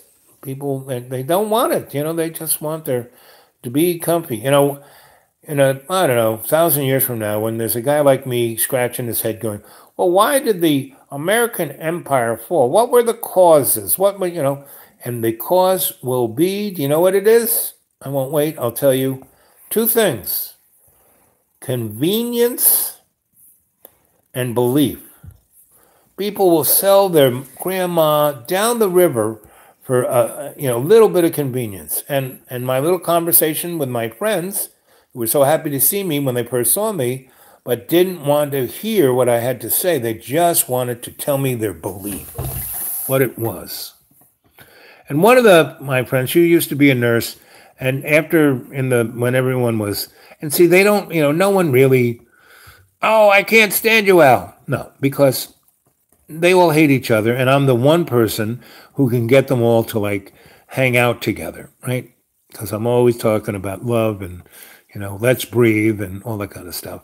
And what was the book you talked about before? The Nine Doors. Ah, yes, the Nine Doors. So in the esoteric world, the Nine Doors are what you have to go through to get enlightened, to step up. Yeah, the gates, ninth gate, they're different, I call them doors. Doors to perception, Huxley talked about it. So basically, again, back to movies, Johnny Depp was in a movie he was a bookseller, book collector, and, basically swindler, And he gets hired by this guy to find the 9 books. And this guy's got 4 of the 9, and he wants Johnny to go find the others, so he can do the ceremony that's in the book that will make him a demigod. And it just doesn't work that way. Could you tell something about finding heads and tails on one's path? Is the Akashic record always not the answer? There is no one singular answer, but the Akashic record is the record of your soul. So it's not the answer to the universe, but it is a very good guide for the individual. Almost as good as the Magic 8 Ball. About the art I've done. I've done every kind of art, photography, films, painting, sculpture. Again, it's this little thing I have in me that I'm interested in doing something, and I find so painting, how I got into painting. So I was a scenic lighting designer. I was a master electrician first, then a lighting, I started working for Bob Gard, and he was brilliant at lighting things and doing effects. And I got into that. And I got into painting with light at rock and roll concerts, right?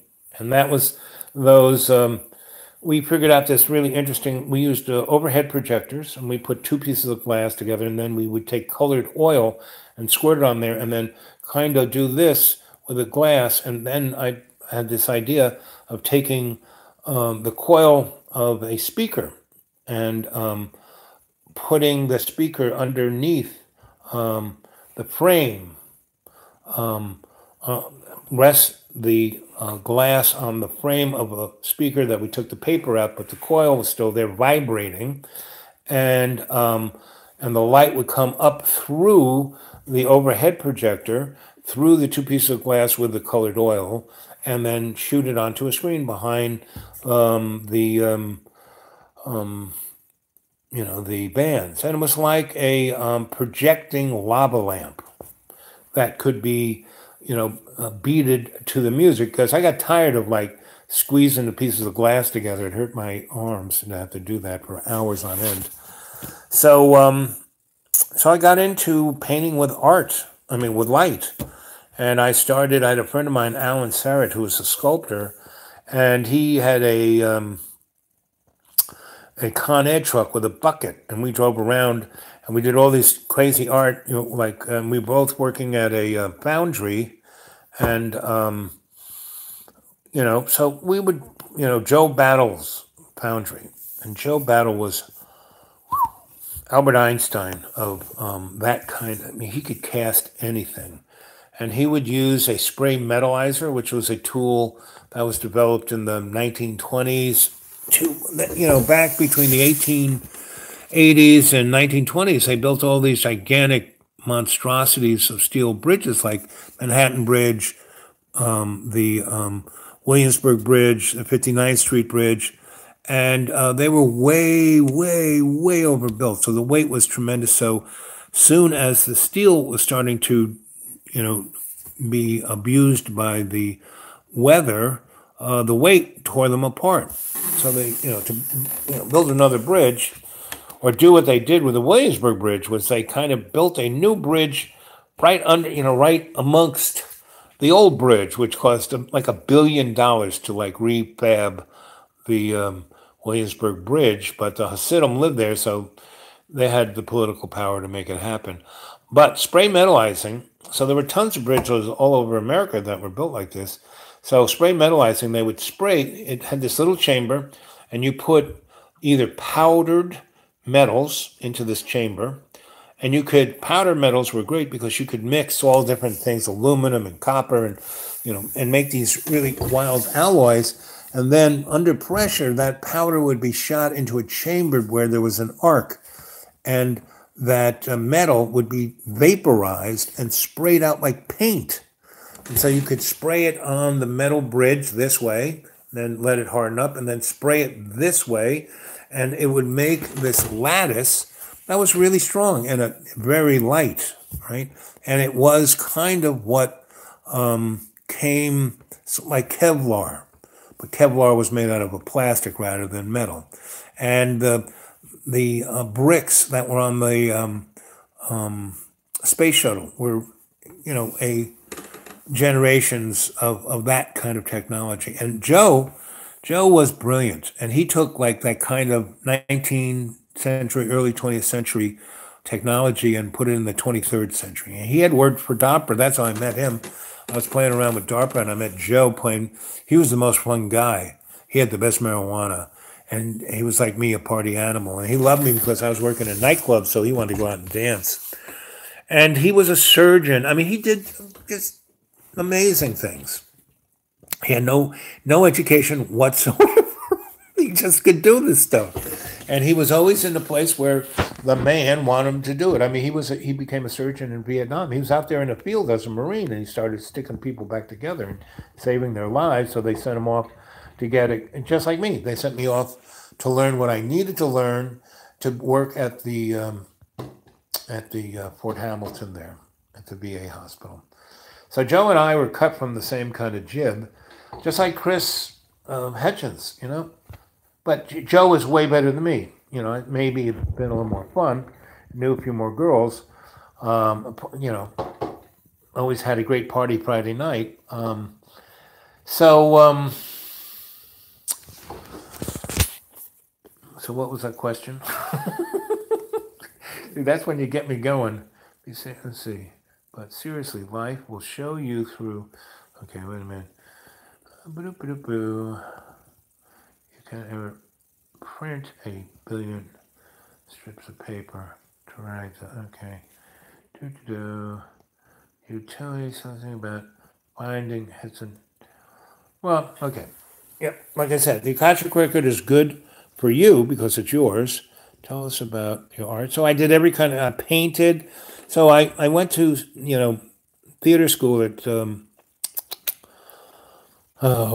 New York City, at Lincoln Center. Anyway, I learned how to do trompe-l'oeil. And I was building an art gallery for the guy who owned 420. And the building next to us, I was just fooling around in and playing with trompe-l'oeils. Wow, that's great. Put that on a canvas. I'll sell it. So that's how I became a painter. And, practice makes perfect. And I'm very good at being very disciplined for short periods of time if I'm interested in what I'm doing. And I'm very good at completing that task. So that's why I was a great electrician. I was very good at getting the job done on time and on budget. Let's see, tab 2, path to alignment is simple. Be kind to yourself, yep, and others. Live a life of simplicity. Have gratitude. Yep, that's it. That's it, 100%. You know, and I can do that really well, but I fall off the wagon and go party till it's 1999. And that was good, between the ages of 21 and 51. But after that, I should have gone back to being the simple life, which I am now in. So that's why I'm alive. That's why I'm talking to you guys. That's why I'm trying to get the band back together and have some fun saving the world. Let's see. But seriously, life will show you through experience. That's why we're here. I mean, what's his name is always, I don't know why I'm alive. I hate my life. Well, that's too bad, because you're here to learn. There are multiple ways to source down. Yeah, exactly. This guy is good. Love, and I write the same way. I give no spaces. It's hard to even read that when you're kind of blind. So, Buddy, the guy who wrote, there are multiple ways to source down the rabbit, the hole. Anyway, get a hold of me at the Dude Awake 42 at Gmail, and we can have a longer conversation. All of you guys. I mean, these are all great comments, and I would much rather communicate on the Gmail so we can have a longer conversation. And if you wish, give me your phone number. I'll call you. And if you're outside of the United States, this phone doesn't work outside it, but I do have WhatsApp. I looked up to 9 doors, and all I came up with was about the runes. Yes, exactly. The runes are the Celtic version of that. And as this guy Samsung is saying, the 9 gates, that's more the, because from many paths, like Mr. Love here says, there are multiple ways to source down the rabbit hole. She is right. People will start to show up in your life now, and you will be guided simply because you are calling it now into your life. Very true, my friends. That's why I've been talking to you to wake up, see what's around you. And it's, actually things are better. As I always say, things can always be worse. They're actually kind of good. The right ones will come into your sphere. Yep. And all of you guys, my family, all of you adepts, you came into my life. And that's why what do you think I do these live chats? To talk to you guys. Nurture also has incredible way to, nature is, so it's an incredible way to show you, spend more time. And that's why I'm living underneath a tarp out in the deep woods. Too bad it started snowing last Wednesday. It was beautiful from May 1 till last Wednesday. Will come in time. So that's, the universe wanted me to come to what's-his-name's place and step off and do other stuff.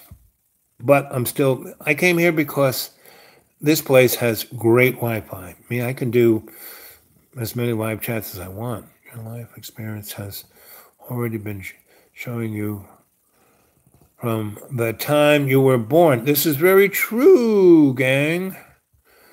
Mr. Love here is the bomb. So is Mr. Samsung Galaxy. And so are you all. I love you all. Love and Delighted Disco. Yes, I kind of ran into Delighted Disco on my Facebook. Somebody put me on Facebook. Oh, you got to do this. You could blah, blah, blah, blah, blah. And I did it for a little while and it was a waste of time. At least for me, anyway.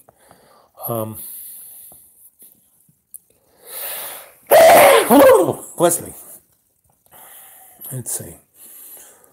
Well, the main problem is that I can't articulate what I seek. All these visions, and none knows what I'm talking about. Yes. Well, when I studied with great masters, I shut up. Didn't say anything until my teacher would say, "So Al, what do you think? You got any questions?" And I have a good question, and I waited, and listened with awareness and awakeness to bring forth the right question. And that teacher is not always a guy with a cape or a robe or a bald head, but it could be a flower or a bumblebee or any of the above, Let's see. I'm a woman.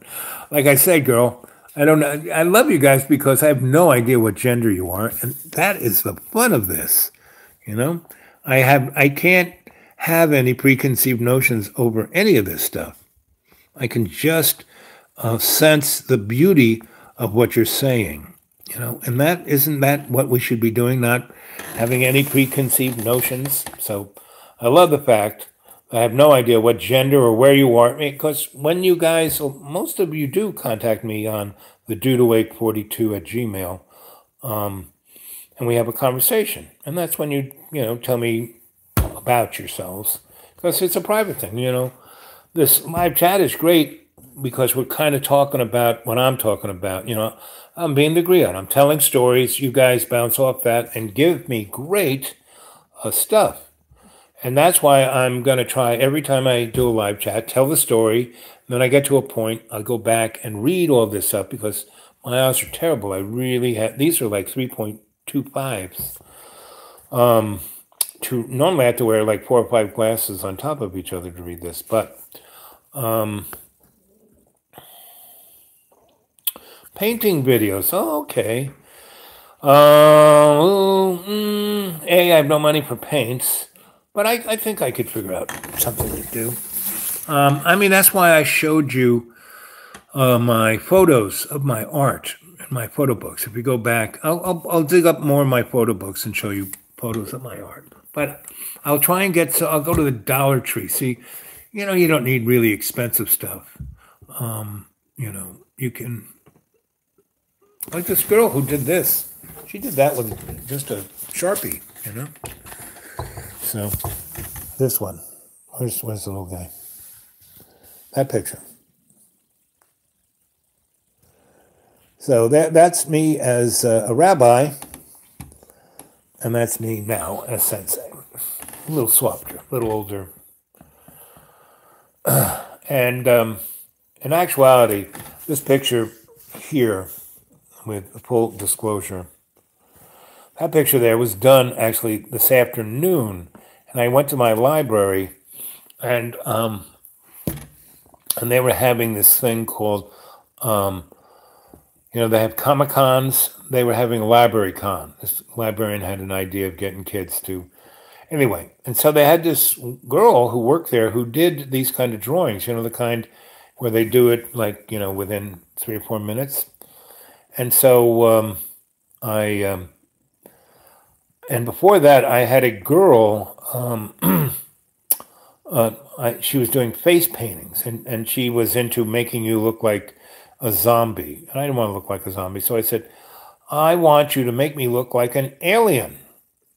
And that's as close. So she painted my face blue, so that's kind of what that was. And I wore a hat when she painted my face, so that's what that line is. So it does look like me back in the days in Lubavitcher where I was wearing a yarmulke. So, and I looked that way. I had this, not angry, but, I was studying, the only reason I was there, I was studying the Kabbalah. And and alchemy through Kabbalah. And my rabbi, who ran this Lubavitcher, I think I told you this before. He said, "You'll need to be a rabbi. You need to study with me. You need to, you read Greek and you read Hebrew. So you need to be, I have books that I can't even read. I want you to read them with me." And he said, "But, I'm Roman Catholic. I went to a seminary to be a priest. Irish, I'm German, I'm Italian."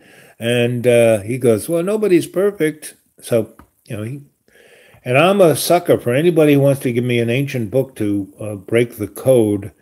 And I don't have to pay to be there. And they actually, take care of me, like give me a place to stay and something to eat and a few dollars now and then I'm down with it. So when she knocked this out, she was like, it was really interesting because she was like channeling what I looked like 30 years ago, and I had other things that had gone wrong, not wrong, like I lost my wife, she died, and other things. The 80s were kind of tough. I lost a lot of friends to AIDS and crack and lots of things. And I just saw everything that I loved being destroyed. So I didn't stop being me, but I was having, she really caught that in me. Because when the girl painted my face and I looked at the mirror she had, it was like, wow, that looked just like me in 1985, So anyway, so I went over to the girl and she really captured what I was suffering, what I was going through, what I was feeling. And that's, I'm not mean, I'm not angry. It's just,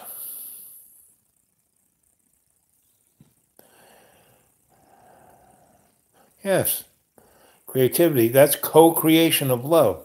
Creativity, universal, so many mediums, right, exactly, and I love them all, I'm a photographer, filmmaker, writer, painter, sculptor of light and metal, a bard of mystery. When I was working in New Zealand, and I built this very interesting control device and high voltage control device. And the inspector, and it was like no engineer designed it. They needed this, they put it together. And he said that he was Indonesian. And in Indonesia, when somebody does something so amazing and people can't figure it out, they call them a mystery. So he called me an F mystery, electromagnetic force mystery. So these are all my art forms and all my loves. Start co-creating. That's right, babies. So I co-create every day of my life, First thing, I wake up in extraordinary pain and I meditate. So I'm co-creating with love to overcome the pain in my body, And then I fix something or write something or create something. And that's, what my life is about. And usually I do it with somebody else. And I give them an insight into who and what they are by co-creating with them. And that's why I want to get a crew together and take it on the road. I want to start a thing called the Humanities Artist Trust, which will be the nonprofit umbrella. Underneath that, there's the Institute for Aesthetically Adept and Appropriate Technology, which will be the alchemical and esoteric laboratory. And then the two instruments to take it out to the world will be the Freely Inquiring Society and the Traveling Video Art Circus. Traveling Video Art Circus will be the mechanism that we go to colleges and towns and schools and put on a show.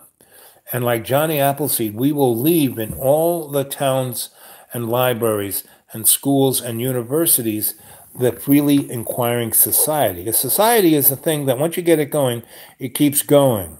You know, it's like a fraternity or sorority or a church. It just keeps going, right? And it doesn't have to be the same people. Different generations can keep that society going. So this is why I did this YouTube page, to find people to do this with, to co-create with. And it would be nice that I come to you or you come to me, but if you could do it in your own town, just call me up and we can talk about it. So anyway, it's 2 hours and 20 seconds. So a few more seconds and then I'm out of here. Let's see what else you guys have been talking about creativity. Universal law, there are so many mediums. This is true. Okay. Painting or music, maybe. Yep. So in music, I worked in recording studios. I worked at the Fillmore East. So I got a really great ear. So I can play the drums. I can play the piano. I used to love playing clarinet and saxophone, but it does something to my lips. It rips them up, so I can't do that anymore. And trumpet, they weren't big enough to really kind of get the vibration you need to do a trumpet. And, or any, metal mouthpiece instrument. Guitars, it hurts my fingers. So piano, drums, and dance. I love to dance.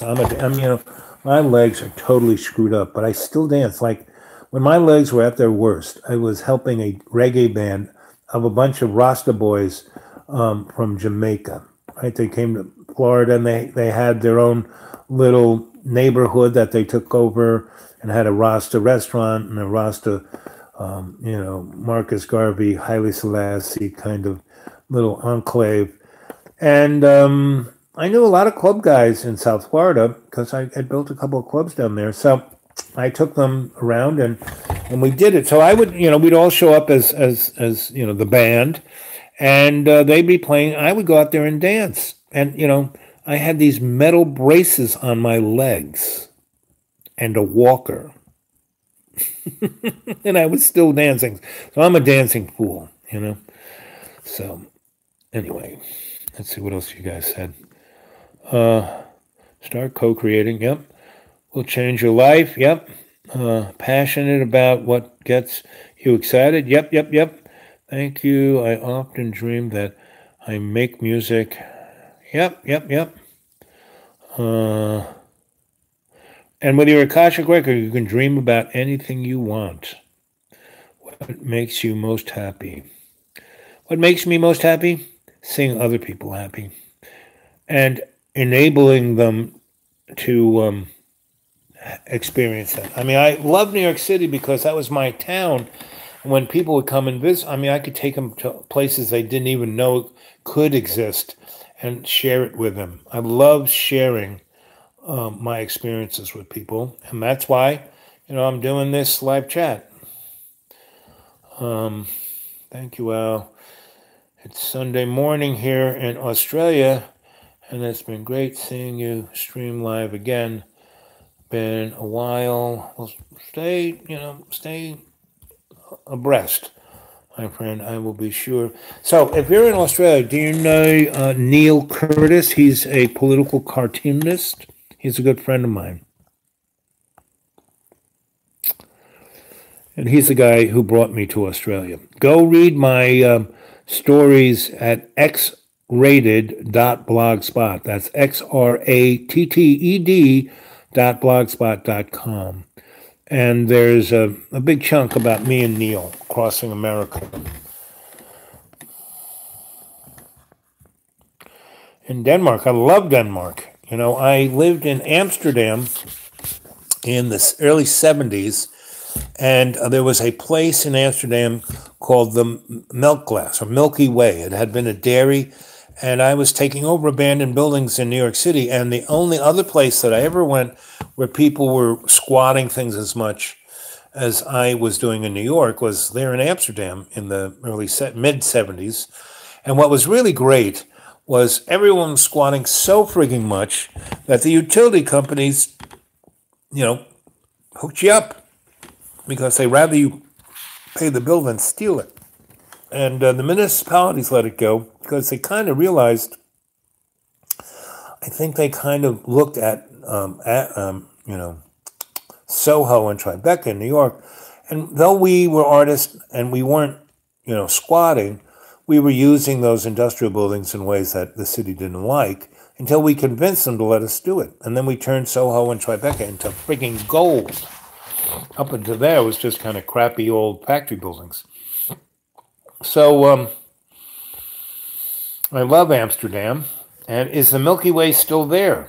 The milk glass. And what it was this big dairy, and there are about, 100 people in there living there, having their little stores, little restaurants, little nightclubs, little poetry dens, bookstores.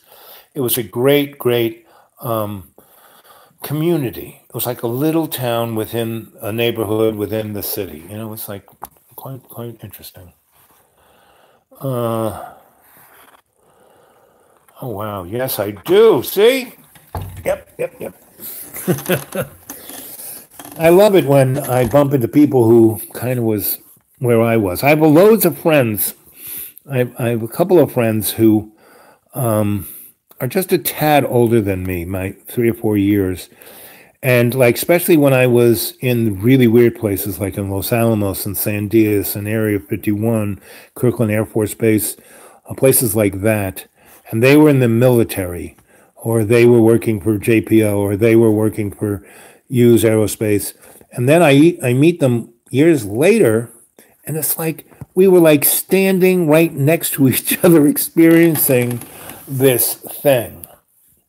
And I didn't notice them because we were our mouths open looking at what was going on. And then the powers that be, because whenever you're working on, there's a name for it, but when they don't give everyone all the information, they just give you the little bit you need to know to do your job. People go, oh, that can never happen. No one can keep a secret. No, that's very untrue. They kept secrets a lot. Like aliens, they kept that secret. How the Illuminati owns everything and runs everything. And what's really sad is that the Illuminati is not, it's just the poster child. The real people in power are behind the curtain, like in The Wizard of Oz. That's another good movie to go see. Zardoz, which is The Wizard of Oz spelled backwards. Go look at Sean Connery, the guy who was the first 007. When he quit being that in the early 70s to the early 80s, he did about 10 movies that were mind-freaking boggling, like Time Bandits, The Man Who Would Be King, Everything You Know Is Wrong. And that movie was made in 72 or 3, and it's about 9/11. It's about a bunch of, it's about the hidden hand that gets Mercs to get Saudi Arabian guys to be blamed for blowing up the World Trade Center and starting massive wars in the Middle East. Yes, Montauk. I was part of the Montauk Project. That is the weirdest of time travel, energy. I was a guy who could make scalar amplifiers and transformers.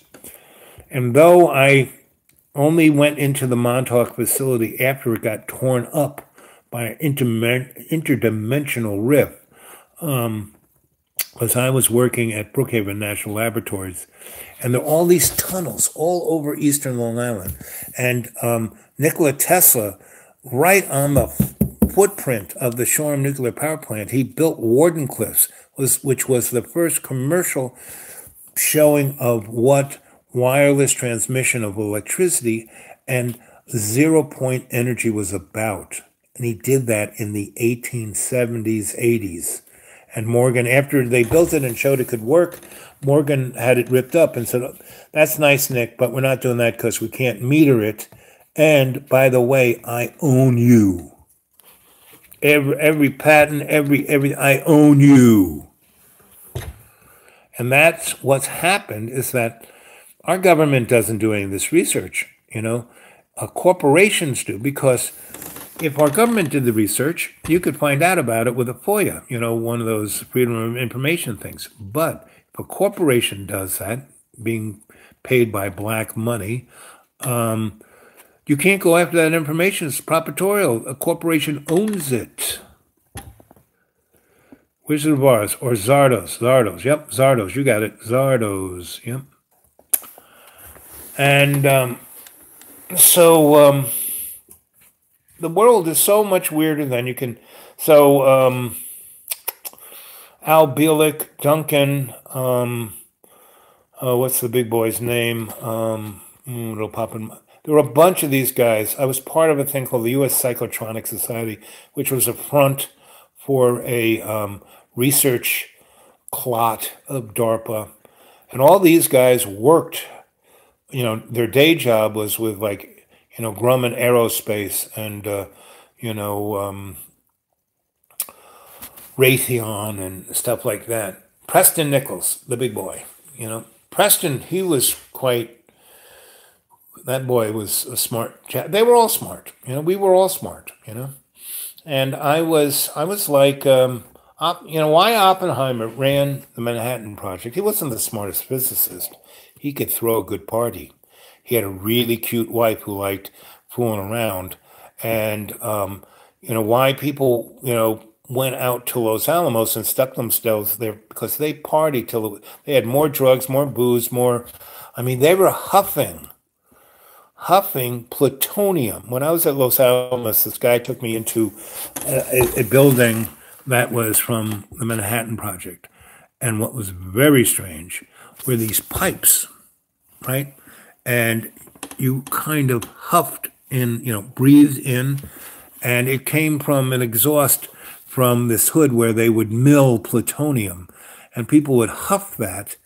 And what was very strange, in that room, there was shadows of people's souls on the opposite wall. And no matter how they painted it, scraped it, those images came through. And if you sat and meditated in that room, I never huffed plutonium, this guy did, and it was like, wow. And, Chris Carter, who did the X-Files, and he had two other shows, one, the Millennium thing, and this other one about the guys out there. It was like about Solar Warden. They're out there in space fighting battles. So go Google Chris Carter, see all the things he did, see what you can see what you can buy, see what you can get at the library. Because especially the X-Files, he was great because he would do like 5, and one was really hilarious, one was scary, one was like the, UFO kind of storyline, and one was a historical thing that actually kind of happened. And kids, you should know about this, right? And then one was just something so friggin' off the wall, because he was, writing and producing and running a real, one of Fox's, foundation shows that made Fox. He could do whatever the heck he wants. That's why he got those other 2 shows, because they were a little bit out there for the average X-File person. Each of those shows only lasted 3 or 4 years, but I think he got tired of them. But and the shit he did the last year or so, where he did like 8 shows, and then there's a hiatus of a year, and then another 8 shows. Those shows are quite interesting because they're out of context of how he did the old X-Files. There's very little continuity. There's a bit, but not like he had in the other show, because he was knocking them out. He did it for like 10, 11, 15 years. Every week. That's a lot of shows, a lot of stories. Anyway, he was quite an interesting guy, and he was around in those days too. All these people, like I was saying, I met a lot of people all through my life who were threads all through my life. I mean, they were here and there, and I didn't, know they were here and there, but, 20 years later, we meet, we talk about, you were there, I was there, that kind of stuff. So, It's 2 hours, 14 minutes, and 39 seconds. I think I'm going to stop at 2 hours, 15 minutes, and 15 seconds. Astral travel, sure. And that's the beauty of your Akashic record, because one of the door in your library, there is one door to your right. And that's one of the 9 doors. That's your door or gate. And it's a gate to the sanctuary of your own choosing. And that's where your higher level is. That's where love's love is inside of you. And you go through that gate or door, you go over a bridge, and you walk down into your sanctuary of your own choosing. And that's where you can go anywhere. You know, that's what, when people do remote viewing, everyone does everything different. You know, I have this little protocol. Again, if you go back and look at the YouTube that says how to set yourself free, it shows you how to astral project. It shows you how to remote view, you know, within the process that I described there. And again, contact me on the Jude Awake 42 with a, you know, where we can have a nice little conversation. You can give me a bunch of more specific questions, and I can walk you through, show you how to do this. And if you want to give me the phone number, that's even a little easier. Let's see. No, you can't die there because you don't die. I've died 6 times. You don't die. Now, your ugly bag of water might spring a leak, yes, but you don't die. You never die. You know, your soul, your consciousness goes on forever because we're in a non-linear existence. So we're here from the beginning to the end. And that's the beauty of the Akashic record, because it's not even just stuck on, you know, everything from the beginning to this point. No, Akashic record shows you even the shit in the future. Now, the thing about the future is you can get a heads up about it, but there's so many different variables that you can't say this is exactly what's going to happen, because there's so many, you know, parallel universes. There are 8 zillion of you in all those parallel universes.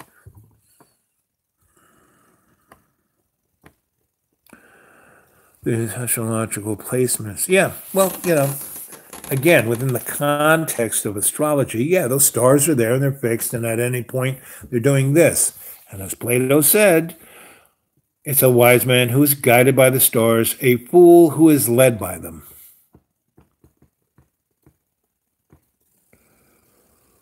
Yeah, exactly. And, you know, when you die, they go, follow the light. Well, you shouldn't follow the light, because if you follow the light, you're going to get stuck in the matrix. But as you're zooming across that straw, there are holes. And if you can have enough consciousness to, like, look over this way and see a hole and zip that way, that's like the throwing of the dice, and you'll pop out into a more stable place of your own choosing, which is normally your sanctuary of your own choosing in some form or matter. And then you can stay there for as long as you want until you decide to jump back in the pool. I mean, that's the beauty of all this. Once you wake up, you realize that you don't have to be, crushed or run or perpetrated through this illusion of life.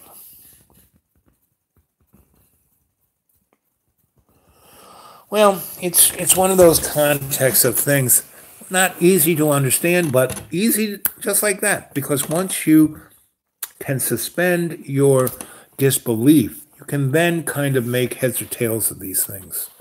Right now, I'm just giving you generalities and points of reference and books to read and things to go try out. Yeah, because we got limited, 19. Boy, I was going to stop at 15 minutes and it's now 19. Boy, see how time flies when you're having fun. And I'm really enjoying this, guys. I'm really enjoying this. And this is what, class is like. But I would love it much more that if your bag of water was here with me, because today was fun. I was sitting in the circle of my old fart acquaintances, and they were being as sticky as they, especially when they're all together. They're like ridiculous. It's like some kind of cartoon show. But then I'm going to go get a cup of coffee and go talk to somebody over there. And then in the hour or two that I was, getting my face painted and this girl drawing this picture and other things happening, they would come and talk to me one-on-one. And they go, well, I really don't feel that way. I said, then why don't you tell the rest of them how you feel? And that's living in the moment. And most people have a hard time doing it because they're scared what people think of them, what they're going to say about them. Come on, look at me, I don't worry about any of that. I didn't worry about showing you that picture. I mean, that's a pretty harsh, but that is, that girl really did. She is psychic. She caught me in that moment of like 23, 30 years ago. I suggest is to look up yes, what the guy right there said. Come on. Samsung said. So he must be, or she must be, or it must be an astrologer. And if you're really good at that, or I'm reading palms. I'm really good with cards and runes. I mean, they speak to me. They're tools. So you can use astrology as a tool to give you great insight, right? Okay. Like that smile. Like that smile. Love you, baby. Let's say Samson. I'm a he. Okay. Ow.